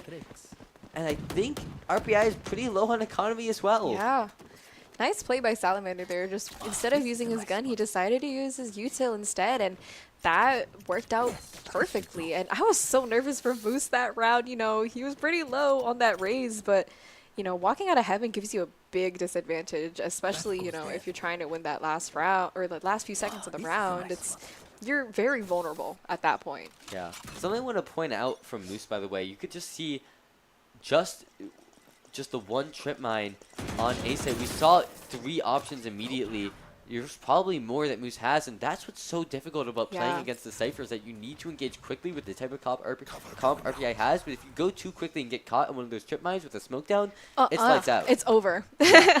Exactly that, and that's the play to do, especially with an Omen and a Cypher, you know, together on a team.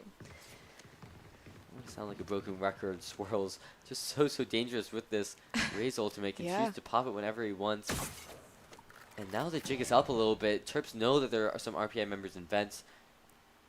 And they're just doing such a good job of not letting them push onto this A heaven. I'm not going to see anything out of Swirls. Here comes the ultimate. It tells RPI we need it back up, we need to go, but that's going to give Terps maybe the opportunity to fight for space a little bit. Unfortunately, Grindmaster getting the timing to walk their way onto site. And now Terps are losing control of site a little bit. Yeah, they're kind of forced to be pushed back onto CT here and through heaven, but this Vise knows that, you know, knows these Terps positions, so they're going to calm to their teammates.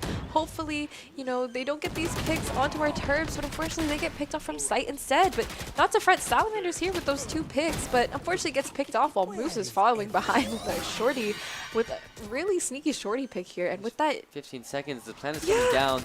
They're going to get the flash onto the Vice, but not quite going to be able to find it. Going with the shorty, but not able to get the kills with that either. He's switching back to the rifle to kill the long-range Grindmaster, but unfortunately, there's just too many players, and RPI is going to be able to take that round. Terps down 5-6. If they don't lose this round, they're going to go into the second half of this final game down for the first time in the series. Yeah, I do want to applaud Moose a lot, though. You know, keep in mind, that's the team's IGL at the same time. So being patient and playing such a vital character such as Cypher, you know, you really have to pick your cards properly and play them properly. I mean, look, Moose is so locked in right now. I think all the Terps are locked in at this moment. It is a little disheartening to be down just a little bit, especially when we're about to switch sides, like you said. But again, we have to keep up with that momentum. Yeah, this is going to be a pretty important map just to see who is going to be able to take momentum into the final half. But we'll talk about it a little bit later. I have hope that the Terps, you know, they certainly have the ability to take this on the second half, given split and their team composition. But we need to right now just focus on this half and getting that final round before we even start thinking about the second half. Yeah, and they've done it before. I mean, last week we won split just with flying colors, and even still, there may have been some, you know, a little bit bumps in the road, but the Terps are able to bring it back up. And I even think with this attack, it's going to be amazing. I mean, if your defense with a Reyna and a Raze, that's kind of like the least of your worries. All you have to do is just make sure you land that site and stick down that, you know, that post plant to prevent all of the players on RPI from getting to that bomb to defuse it for the next half. But let's not get ahead of ourselves, like you said. Let's just focus on winning this round, and we could be at a pretty good advantage if we do so. And RPI going back to their tried and true, just running down their way onto A site. Is Moose going to be able to get a pick onto this? Doing so much damage and nothing himself a great way to start off this fight, but unfortunately Raze has made their way onto site and might be swinging, going to be able to find 2 unfortunately, Salamander going to be able to shut that down, but a lot of damage has already been taken. Is it too much? We'll have to find out. Yeah, I mean, they're holding down sight in an interesting way. They're kind of more towards elbow a little bit, just trying to see, you know, get an off angle on Heaven. And we're going to have Salamander and Justin kind of just creep up from main and get as much information as they can and try to get on site if they even could to begin with. But RPI's Teo is going to throw in that ult, which is preventing them from getting in. Going to be able to touch, I think, all 4 of those players, depending on how the angle worked out, but we're seeing that final fight coming down, and unfortunately the Terps are just not quite able to get this killed, and RPI is going to be able to go into the second half up 5-7. Pretty bold move from Cloud there to just come out of Heaven from that smoke. I mean, there's not much you could do about it. You either go around through screens, but that's just not enough time. Terps didn't have enough time to go ahead and try and make contact with any of RIP's players, and because of that, you know, I don't know, it cost them the round, but that's okay because we're here. We've switched already. I feel like the Terps have a big advantage on this side, and this is their side. Yeah. They can most definitely push very well, and even though, you know, having a Raze and Reyna on a defense isn't quite favorable for RPI, it should be easy for the Terps. Yeah, what I really want to focus on is that the Terps have the ability to not only push into Heaven, but keep that Heaven control in a way that RPI really didn't when they had their attack. You're right. And so if the Terps are able to get control of a Heaven one way or another, that could be really dangerous. And that Reyna pushing through, I think, going to be ready for her. You see the gun coming out, and it looks like she might just be able to dip her way back out of sight as well. So unlucky. Yeah, Smurls was able to take a lot of that damage, but was able to get Spike in the process and running back to the rest of his team to figure out what to do next. But we're going to have to get onto a site somehow. You know, we still have time. We still have a minute on the clock here with Justin just trying to, you know, cause some commotion on B site here, while Moose is going to be able to take down Heaven as Rymaster is going to fall back because, you know, his Omen's gone. Yeah, really good finds a situation from the enemy Vice, not letting the pinch come out, but the teleport not ready for it. Justin's going to be able to get that pick, and now the plant's coming down. Yeah, and Rymaster's still holding down Heaven, expecting a little bit of a mid push, but little do they know, the Terps know that Reyna's going to go ahead and flank from B main. You know, Justin's in that position to get a pick on that Reyna, but keep in mind, RPI has been doing pretty well to work with one another, so hopefully Justin can get this pick here on that Reyna. Then he does! My goodness, the stakes are very high at the moment. All this gun being thrown around, and amazing. The Terps have gotten it. It's already 6-7 at this moment, and it's looking pretty good for this half. Yeah, I mean, this is exactly what I expected from the Terps. They pushed a Heaven, and they got so much control onto the site, even though RPI tried to you know, surround the Terps. There were just too many angles for them to hold, and at this point in the round, they just didn't have the utility to push their way onto site at that point. Yeah, and I think it's pretty smart for Justin to just kind of sit down on B main a little bit. We've seen this last week, you know, that's kind of his spot for him to be while the rest of his team takes on through mid, and because of that, it gives him that late push and catches, you know, the enemy team by surprise because they don't expect, they think they've cleared Garage already, but little do they know, Justin's there hiding in the shadows. So, yeah, see, exactly. Justin. Yeah. A little bit risky on that fight, but ultimately able to take it. And now this Omen's going to get stunned down, just run down by Salamander. Great job utilizing that weapon's advantage, but not getting too blindsided on it. Opting for the abilities as well. Now Bymaster going for his abilities from that CT area. But Terps have already set themselves up. Unfortunately, not cleared all of it as that Raze is there to stop her, but it's just this Raze now as the spike goes down. Yeah, and you know, Salamander is expecting it. You know, they know that they're going to come from Heaven, but little do they know, they already dropped, and Salamander is met in the face with this Raze. And only 2 of our Terps are not on site. They're going to play a cheeky play from Heaven, and this is not in the Raze's favor at all. You know, they're expecting them to come from Heaven, so being that high up and having that high advantage, you know, this Raze is going to have to hit heads with that Bulldog, and I'm not quite sure if that's going to happen. Oh, what a cheeky off angle by Cloud. I love that play. Amazing. He conditioned that Raze to think, oh, well, I'm just going to tap, and he's gonna swing, and then I'm gonna just swing out, and Yep. he's gonna go back to where it was, and we're just back in the same position. And Cloud playing, spinning that on its head, and gonna be able to get the better of that enemy raise as well. So well played, and now the Terps have evened up the score. Yeah, and you know, he did that so nonchalantly. We had that cam on Cloud for a little bit, and no facial expressions at all. And you know, because it's not too early to it's too early to celebrate. You know, we're finally leveled out with RPI 7-7, and we have to be very smart with how we're going to play this. And this time, we're not going to have just Justin hanging out on B here. We're going to have two of the Terps hanging out with him, and we're going to have Moose be the one to kind of be that late rotate as we've seen before in Lotus. Yeah, we're seeing, like you said, Moose with that lurk, timing that Reyna so well, and Moose going to be able to get a pick onto that Reyna. That's exactly what the Terps needed to win, and they just need to be able to stabilize and not lose too many players on this fight. Unfortunately, they do lose Swirl, but Salamander's going to be able to trade it out. Cloud getting the kill on Device, and it's now just up to this Raze who's on the flank. Are the Terps going to be ready for this? Yeah, I mean, we're going to go ahead and stick down that plant from Salamander. There's this planting safe, but Raze is able to get that pick on Cloud, and Cloud was already pretty low to begin with, but, you know, we have pretty good positions here where we have somebody Heaven, we have two people on site, and it's not going to be a good look for this Raze. It is reminiscent of that last round yet again. Yeah, so well played by the Terps, switching up their playstyle, completely forsaking mid and just running down the extremities, keeping Moose on that lurk, and they're able to get the better of Poland without having to take these head-on engagements. That's how they need to play these rounds. And now look at the economy for RPI. They've got Sheriffs, a Bucky, compared to the Terps, who are on a complete full buy with a lot of money in the bank, and they're up around. Yeah, I don't know how I feel about that Bucky play from Rymaster here, but I mean, you never know how it's going to work out. But this time we're going to 5-man. We're going to 5-man A here. We're just waiting for a signal to throw in some utility, and here, you know, assume who is here, and we're going to have, wow, that Raze is going to be playing at a higher angle this time on top of that box on Heaven, which is an off angle, by the way.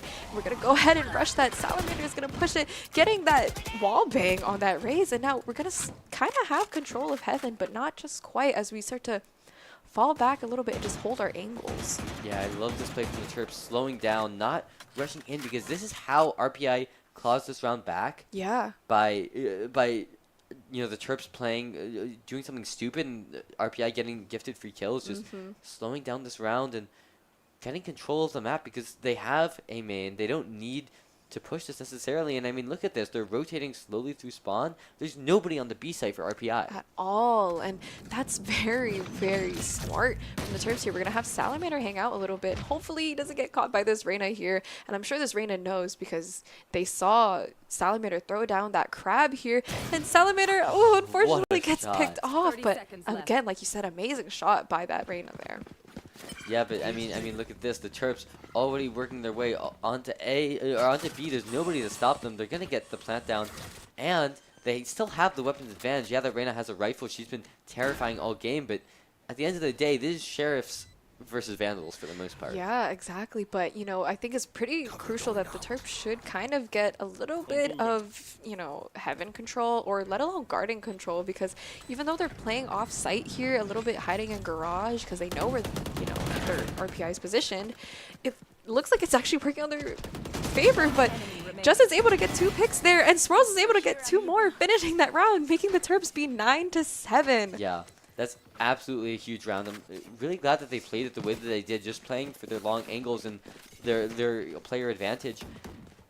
And the Terps are just playing this half so well. I cannot stress enough the fact that they're up now 4 rounds in a row on this half. And they have still the weapons advantage. 2 players on RPI are not able to full buy this round. And I think their macro has just been superb. Oh, most definitely. Like, I think this is what they're going to go for. Another easy execution from the Terps, having Moose just hang out a little bit, this time a little farther back on A site. But keep in mind, the RPI's Reyna has that ult already. That ult's going to last all round. Yeah, and it looks like the bigger question is not when is she going to use it, but how. She's still looking for any kinds of plays from the Terps, but they're not giving her an inch. Moose finally creeping their way down. Is this timing going to be late enough? it looks like we're going to get a head-on fight with this enemy Raze.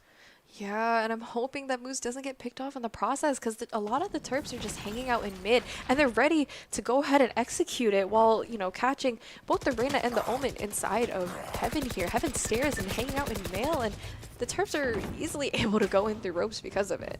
Yeah, now this Raze who's trying to hold down the enemy player, not quite going to be able to get off the ultimate. That could have been so disastrous for the Terps, but instead they're going to put this position on their head. And now the Terps are looking like they have site control, and they're getting the spike down. Yeah, and they're planting in a pretty good spot too, and that's, well, now they're starting to plant in a pretty good spot, but keep in mind they're jumbled up as RPI is starting to push onto that site. They're going to plant it right behind that screen there, and they're going to be faced with the RPI, but fortunately Cloud is able to get that pick on that Vice, stopping that push from screens. Yeah, unfortunately, Terps giving up their positioning just a little bit. The Breach ultimate is going to come out from the Terps. It's not going to catch anybody on RPI, and now Cloud going to be able to catch Reyna. It's just these last two players. Cloud going to get another one, finally going to fall, but Moose is there to get the pick, and it's 10-7. Look at them. A bunch of smiles here in the studio. A lot of cheers here in the studio. It's starting to pick up for the Terps here. We're doing a pretty good job so far, but it's not time to celebrate just yet. Yeah, this is the exact same situation, basically, as the last time we saw these players on Split. They are so good at controlling this space and switching up the timing of their rounds, but they need to not get in their heads about it. They need to just play their game, because they can play their game better than RPI, I think. Yeah, and it's looking like RPI is losing that momentum. Look at this buy we have going on, and Ryan Masters sticking it with that Judge this time, the same way they did with the Bucky. But, you know, we're starting to favor more towards B mid, B to, you know, to B to mid, and we're going to have Moose hang out in A, and I love that play. I love having Moose just be the only person to kind of just lurk in a sense, and he's playing back, which is very smart, because, you know, if he crosses through there, Reyna's going to be able to get that pick on him easy. Yeah, good call from the Reyna, guessing where Terps are going to be able to finish, but they're not going to give them the opportunity to start fighting for it. As you see the cage coming down, and it's going to be replenished as the Terps are just walking their way straight onto site.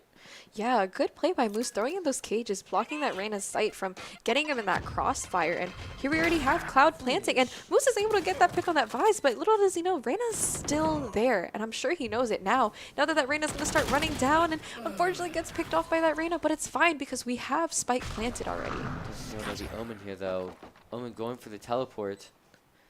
Yeah, and then here goes this Raze starting to go ahead and defuse, and Poland over here is going to go ahead and get that pick miraculously, and here we have Rhymaster coming in with that Judge. Yeah, RPI finally going to be able to put themselves on the board for this round, and you know, they do have the round advantage coming in from the first half, so they're not out of this yet. If they're able to start swinging this round, this is really the moment where we're going to see how the rest of this game is going to play out. Either the Terps have run out of steam, RPI is starting to get the read on them, and the Terps are just going to crumble, or the Terps are going to be able to take this one loss in stride and say, okay, clearly RPI has the ability to fight back, so let's just keep trying. Yeah. And we can play better than them. And they need that, but it looks like they're going to do that same play they did, having Moose B and A, but this time I think the Terps are going to stick towards mid to B, but it's risky because this Reyna's holding that. And it's not a good play, and hopefully when Moose starts to finally rotate towards mid, Moose doesn't get caught in that crossfire from that Omen and that Reyna there. Yeah, RPI still not really any information about where the push is coming from. Finally, we see the smokes from Omen coming out, and Raze is going to start running down the site with her ultimate. Going to clear it out, and she's going to be able to catch Reyna as well. It's a huge pick, as now the Terps are going to be able to start planting. There's nobody on RPI to stop them. Exactly, and now we have Moose playing these exits, and Salamander was able to get a pick on that Omen in the process, but little does Moose know is that we're going to have Rhymaster there, and he is able to get that perfect kill, ultimately letting him use his ultimate. And now that the Terps have that information of where the rest of RPI is hanging out, they know that they're Garden. The only way that they can go is either up through Heaven or just stick to Garden, and it looks like they're going to end up saving instead. Yeah, probably a good call from RPI.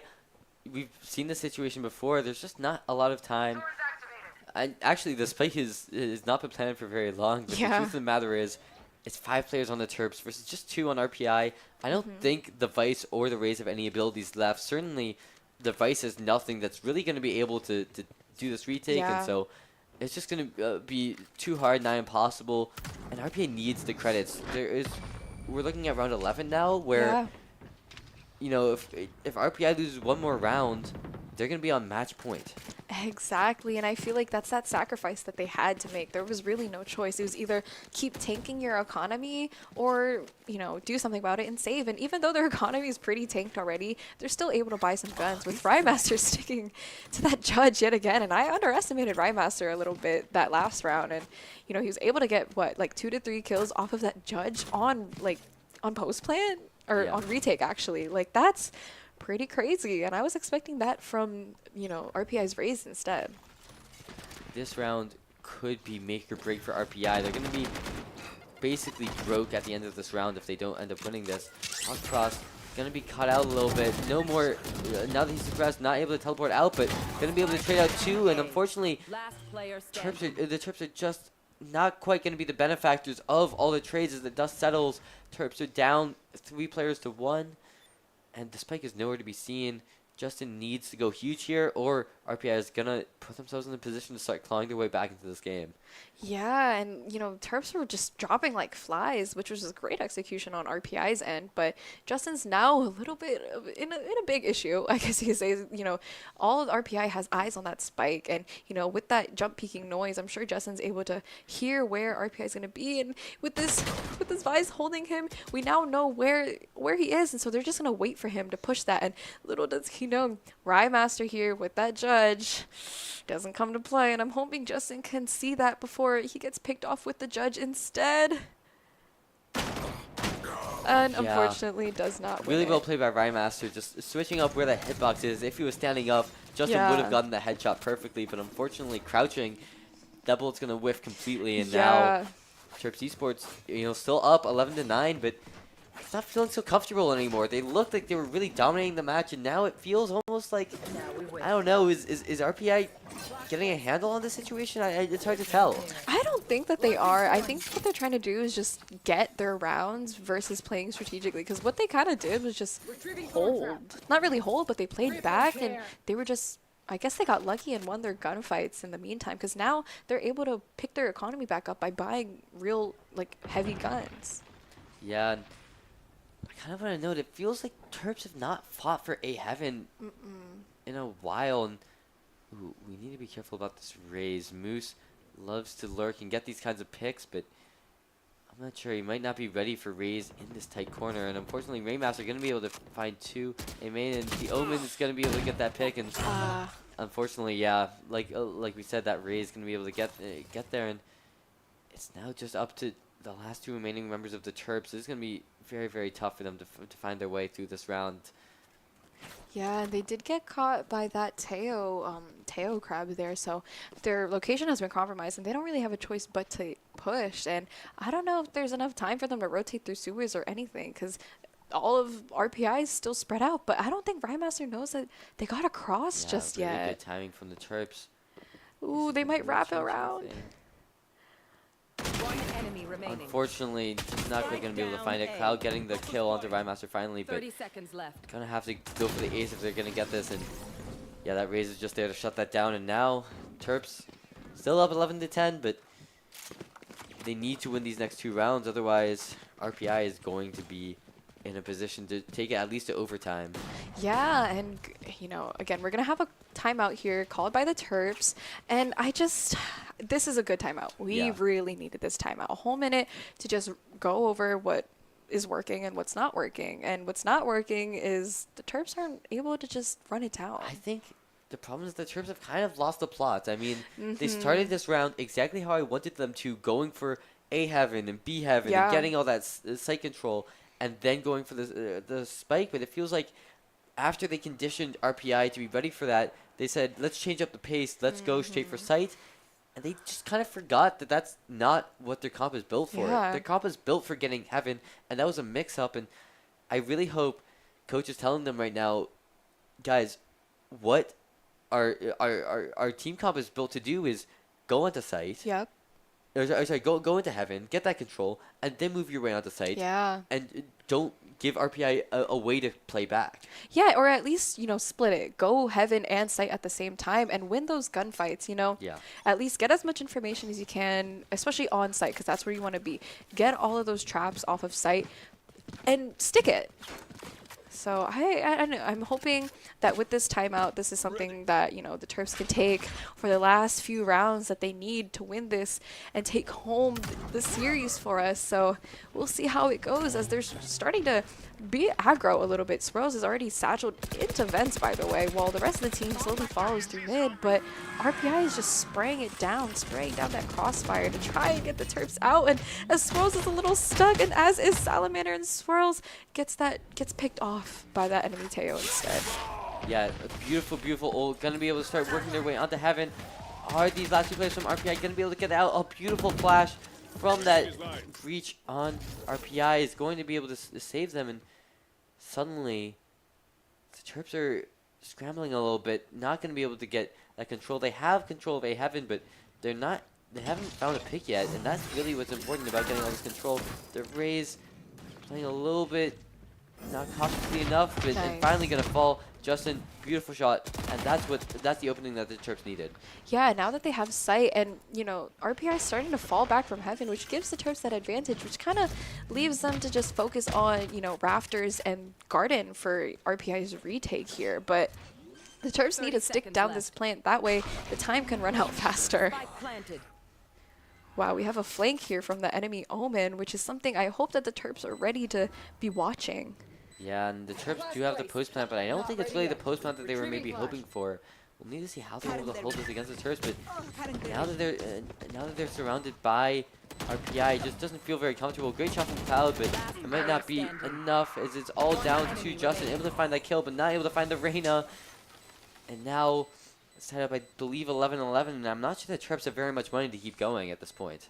Yeah, but Justin did get 3 kills that round, but at what cost? As RPI was able to take a pretty good retake despite, losing control of Heaven anyways. And with that Omen flanking was a pretty good idea, just utilizing that ult, for retake. Because, what else are you supposed to do with an Omen ult when you're playing, the defender side? You just use it for retake, really, ideally.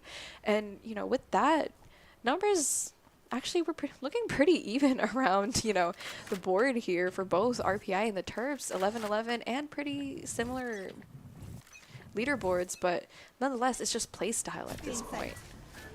Terps at this point force buying, just trying to buy whatever they can to have as good of a chance these next 2 rounds, and after making a little bit of noise, mid, playing how they did, they're just gonna swing their way out the site, but unfortunately this Vice blinded, but not quite blind enough.